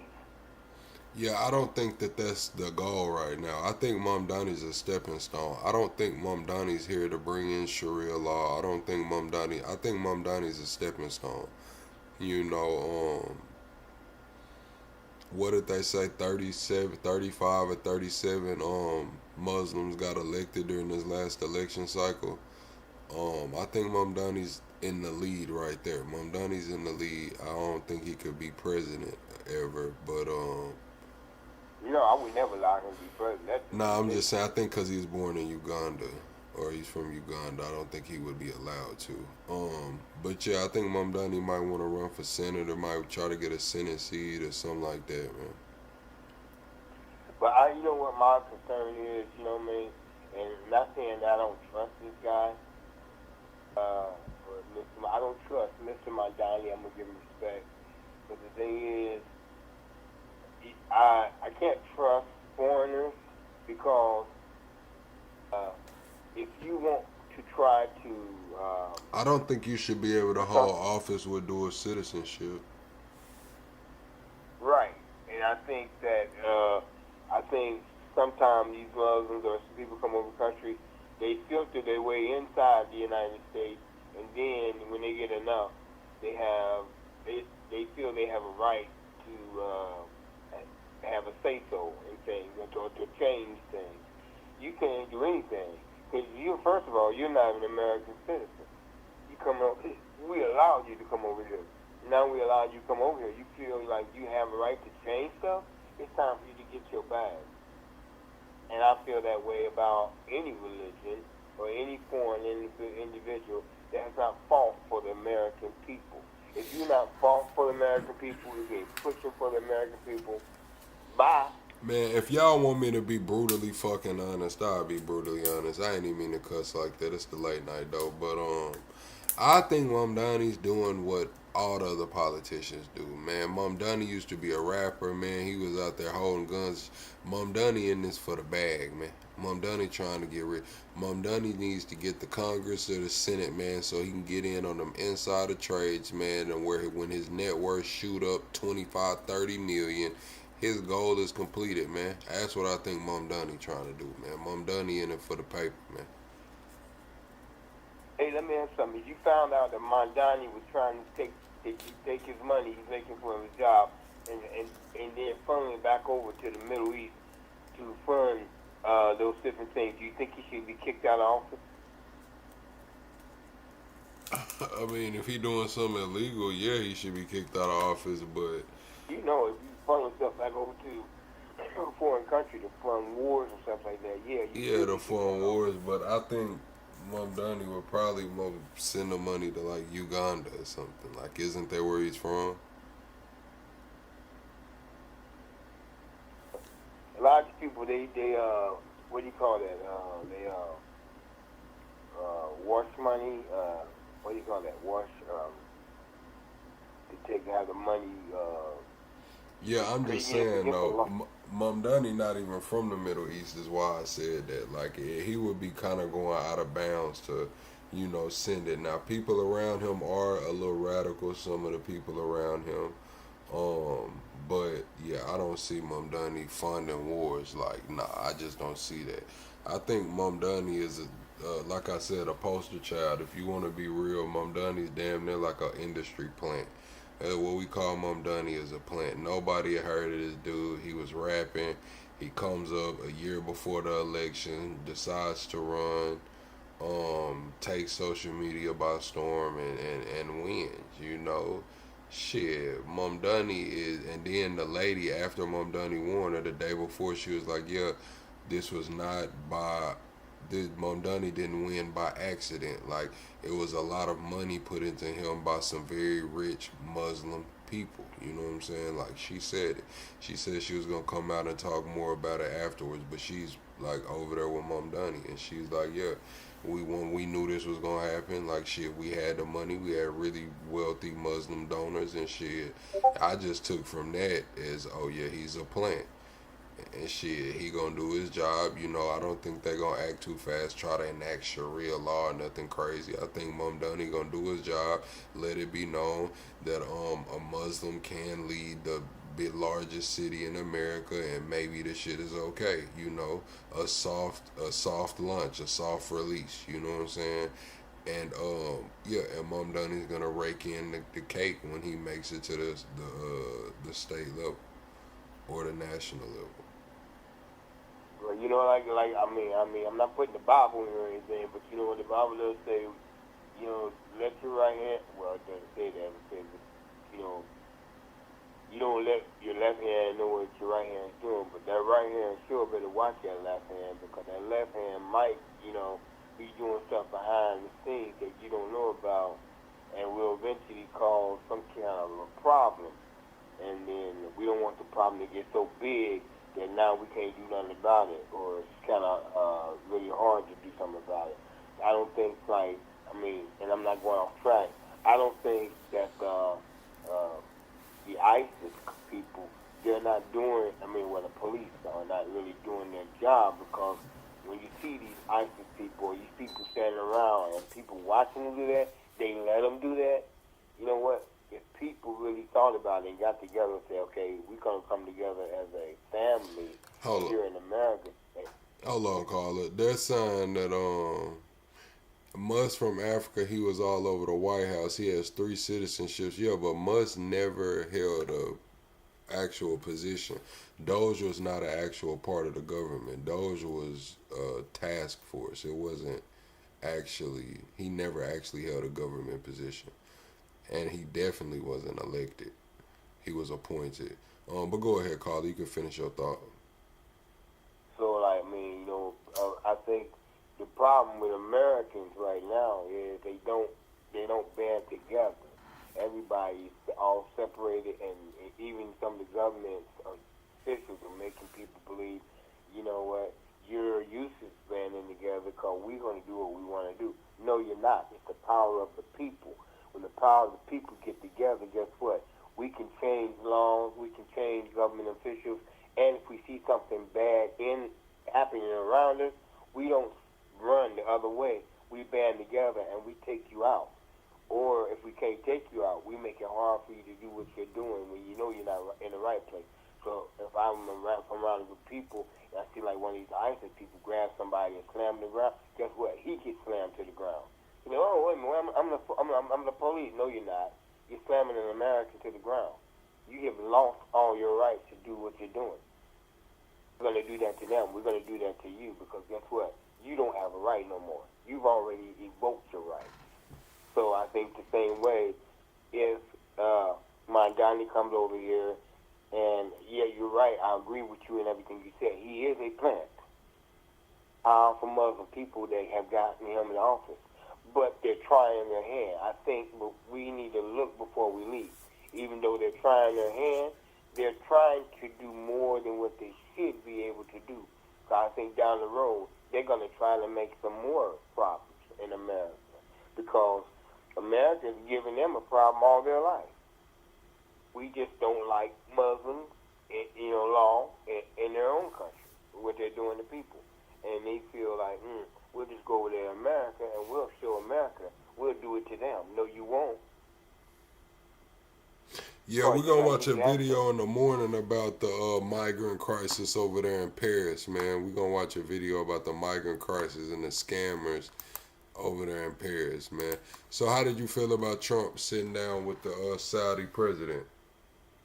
I think Trump is very confused and he needs to leave office because, first of all, he's doing too much. He's not doing nothing for the American white or black person, but he's doing all this crazy stuff, meeting with all these leaders. He's doing all these terrorists. It's not working against the other countries. It's working against America. Come on, Trump. Sit down with the people that you're serving over. It will help the people that you're serving over. And all these red hatters, I mean, what are they, delusional? Because they take and believe that this man that they put in office is doing right. And yet he's actually causing the prices in America to go up. He's really hurting people in their food stamps. He's hurting the children in their schooling. And I keep seeing the judges slamming him. And he's like, I'm going to do what I want to do because I'm the president. I don't care what the judges say. Well, it's time for you to leave office. You need to get out. Take your vice president with you. Get out of office, please. Okay. I'm gonna ask you about this too. Let me respond to Case. Case, I do that because of so we don't get demonetized. So we get whatever on the playback we monetize. I learned that from another platform. But how did you feel about Trump giving the F-35s to the Saudis the same as the Israelis? I said that Trump is probably trying to offload those F-35s, get some money for them, or that he knows that the F-35s are like, I'm not going to say irrelevant, but they're not as relevant as they once were because at this point in time, you got Netanyahu, Trump, Xi, Kim Jong-un, and Putin all about ready to push that button. Yep. Nobody likes Trump in our country, except the red hatters. And outside this country, he is like nowhere because he's violated every rule. Even the Saudi Arabians, they said, we are sorry we have invited that man over here, And because they said they had to give him an airplane, they had to give it to him because they said it out of their mouth. If they had not said that, they wouldn't have given that man nothing. Because Trump is all about himself. He's making his own coins, Bitcoin. He's doing everything for him and his family. His sons are sorry. they're both sorry individuals. They have no really educational backgrounds. Colleges have told Trump, "You are sorry. We will never allow your children, to come into our collegiate colleges." This man is the worst thing that ever happened to America. He throws off on Obama and Biden and all that stuff. But I tell you what, did you see a Biden and Obama call food prices to rise so high? People are crazy. Did you see them that are going to take food stamps out of people's mouths, out of people's homes, Did you see him try to shut down colleges? He tried to fight the Ivy League college, and he took him to court, but he lost. And they sued him. He had to pay him all that money back. Trump is the worst thing that ever happened. His father was a racist. Did you know that? I'm gonna say this. Trump has a different set of problems. Now, when we talk about other administrations, I'm 33 years old, so I really don't remember much of Clinton. You know what I'm saying? I really remember Bush. Bush on. I remember every president that I can remember has had a different set of problems. They've all done. Right. You know what I'm saying? They've all because you gotta understand. Shit, we look at Bush. We got the damn 2008 housing crisis. That was some pretty bad shit. We got Obama. Yeah. He issued in. He got everybody not knowing if they're a girl, boy, or a damn animal, furry shit. Then we got Biden. Hell, he was asleep at the wheel, had our critical oil reserves at the lowest points, and we can talk about what Biden did. Now we got Trump and his set of problems, and you just, relay those. So I feel like every president has problems, and they're all different. Now, what I will say is they got to get a handle on this healthcare shit before the first of the year. Premiums going from $370 to $1,520 is not feasible. It's just not. Right. I'm just saying, you know what? And I agree with you on everything, but the thing is, you got to look at the good points on all these presidents, okay? Okay, with, not Trump, Biden, Clinton, the Correct. whole freaking American debt. Zero. No president ever done that in life. He did it, though, okay? And with Obama, most liked president in the world. He's made deals with every nation in the world, and they like him. Not saying he's trying to sell out America. He's not. But he's made deals and worked it out so America could keep going. Now, he got problems with the girls and the boy thing, but you know what? He made that, but it's people's choices. If you don't, man, I'm gonna keep it real. It is people's choices, but I just seen a damn video of some Marines holding hands, man. Holding hands, man. You seen it? No, I can't. Man, it was two Marines. They was listen, man. They serving our country, and I thank them for that. Like, I really do thank them for that. I'm an Air Force veteran, okay? And I thank you, and I thank you for that. If you see a Marine try to grab a Marine's hand, you might get knocked to the ground hard. Because, look, you don't touch me. I'm a Marine. Don't touch me. And like the Delta, we don't see the Delta fighting force holding hands or the Green Beret. No, that stuff don't play out in there. But you see, that came through Obama. That's what I'm saying. That wasn't a thing until Obama. Well, that's because he allowed them to be in the daggone government. I tell you, he had a problem with. That's the only problem he had, and they should have abolished that right now. Look, you're a good president right now, but that's as far as you go. You try to invoke that, we're gonna have a problem with you. You know what I mean? And he said they should have stopped that immediately.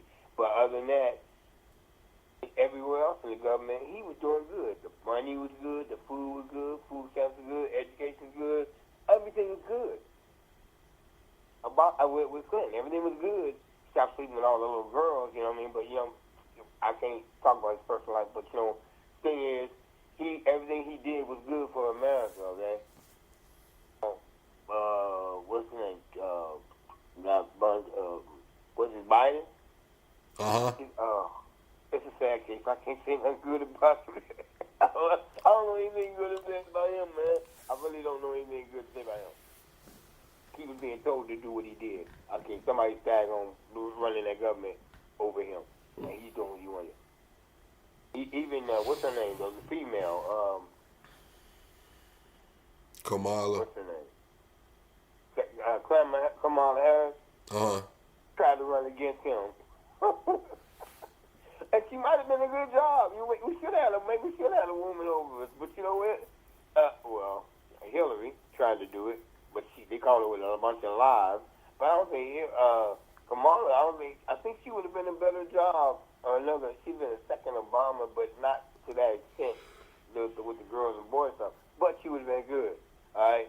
Because she would have kept America feeding America. She would have kept them closed, kept education going, and da-da-da-da. Hell, she would have kept that border open, too.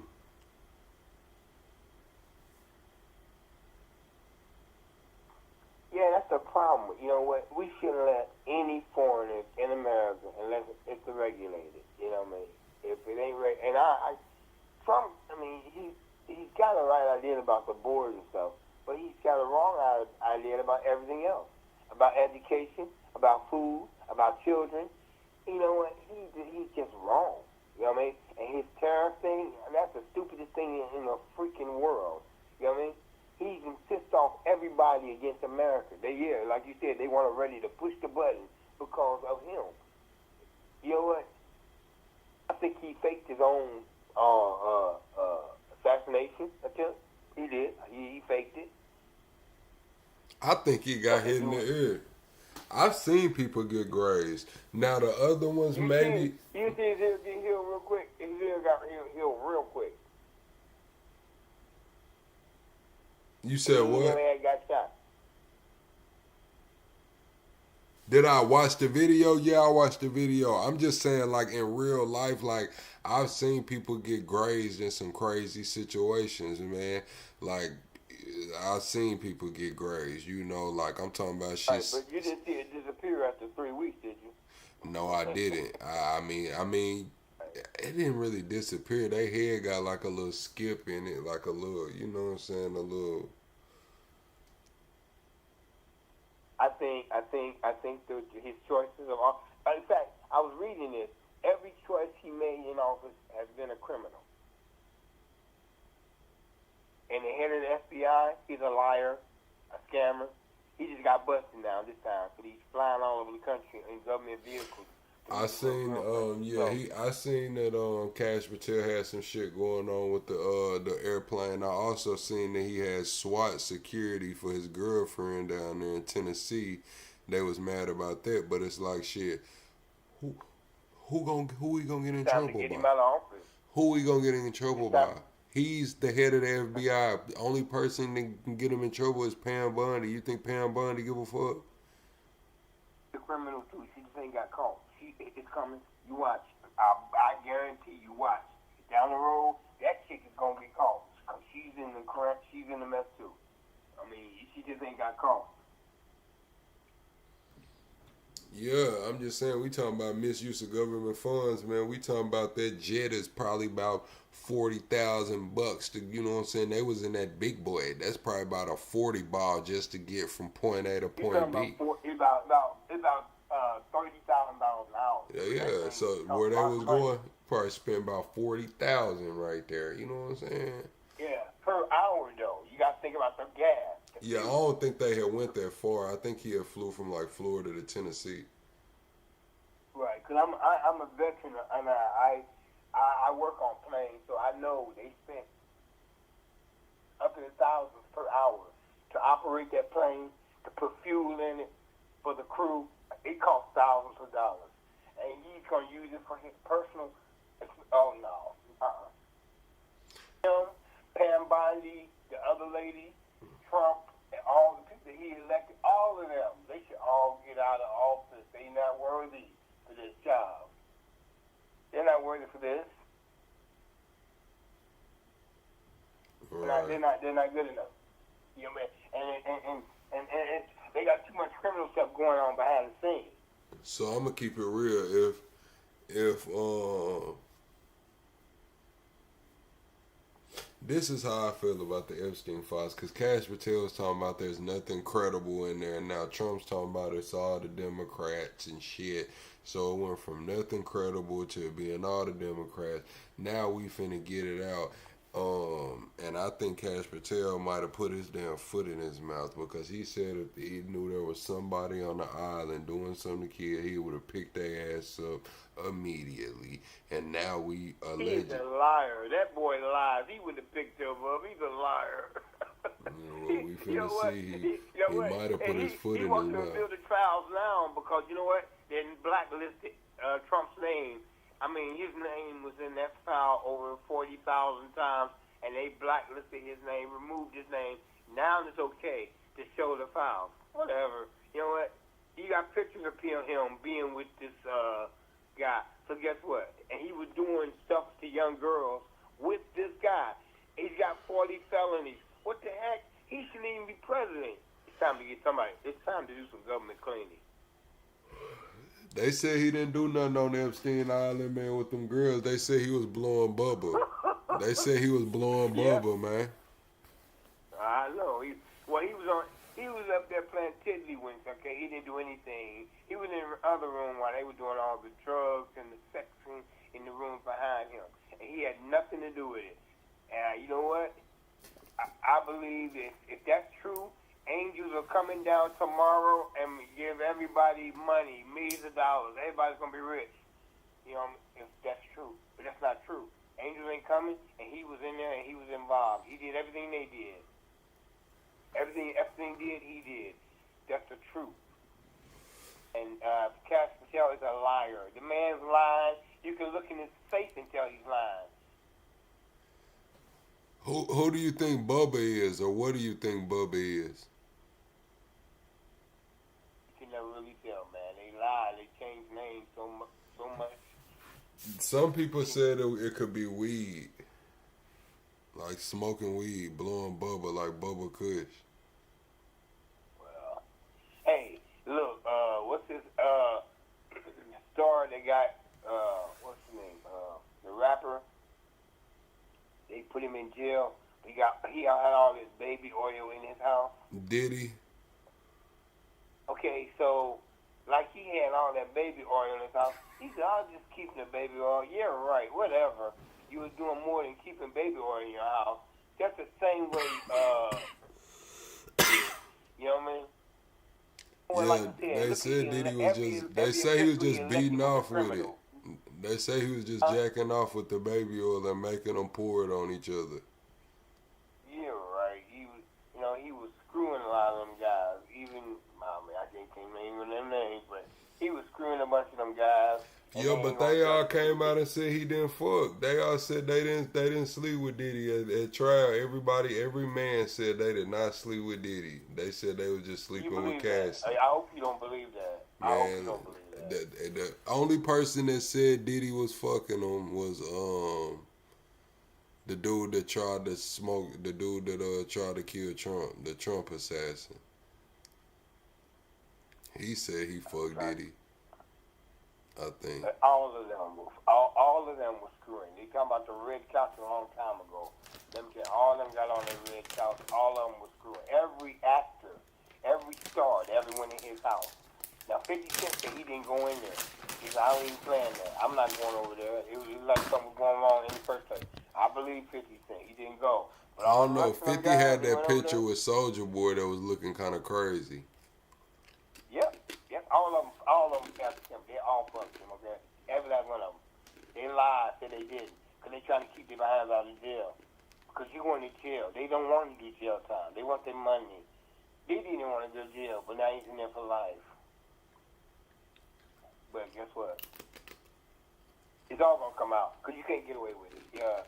You know that little thing, bad boy, what you going to do? They coming for you. They coming for him.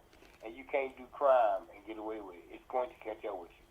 Trump is in office. He did all those felonies. Guess what? He should have never got that office. They should have fired him from day one. For real. Well, Letitia James put all them felonies on her, man. They say she crooked. Oh, they see crooked now, huh? Okay. No, I'm just saying that's what they say at Georgia. They just say she was crooked. You They're know. gonna do everything to make him look good. They're gonna make him look good. No, I'm talking about even with the Young Thug case and all them other cases. Look, the apples don't fall from the tree. His dad was a racist. Guess what? He's not far from his dad. Okay. You think Elon a racist too? I think he got a little racism in it too. Yeah. Yeah, I think Elon prejudiced them motherfucker. I ain't gonna say he just racist, but he prejudiced. Press people. Watch him where he treat them press people. Only reason I say Elon prejudice is because of his Twitter feed. Like Elon Twitter feed is prejudiced in a motherfucker. I ain't gonna lie, it's crazy. He's the only president that goes Twitter crazy, you know, and he's tweet about what? What are you tweeting about? We shouldn't even hear from you. You should be quiet. But no, that's not his case. He's gonna open his mouth and hang himself. It's gonna happen. You know, in America, is that you can't. I came up. Americans do not let Americans go hungry. People see we help them. We don't push them to the curb. But under his office, push everybody in America. Everybody's against everybody. Nobody's together. They don't want nobody joining together at all. There's a problem there. There's a big problem. Hell yeah, man. Well, all right, I'm telling you what.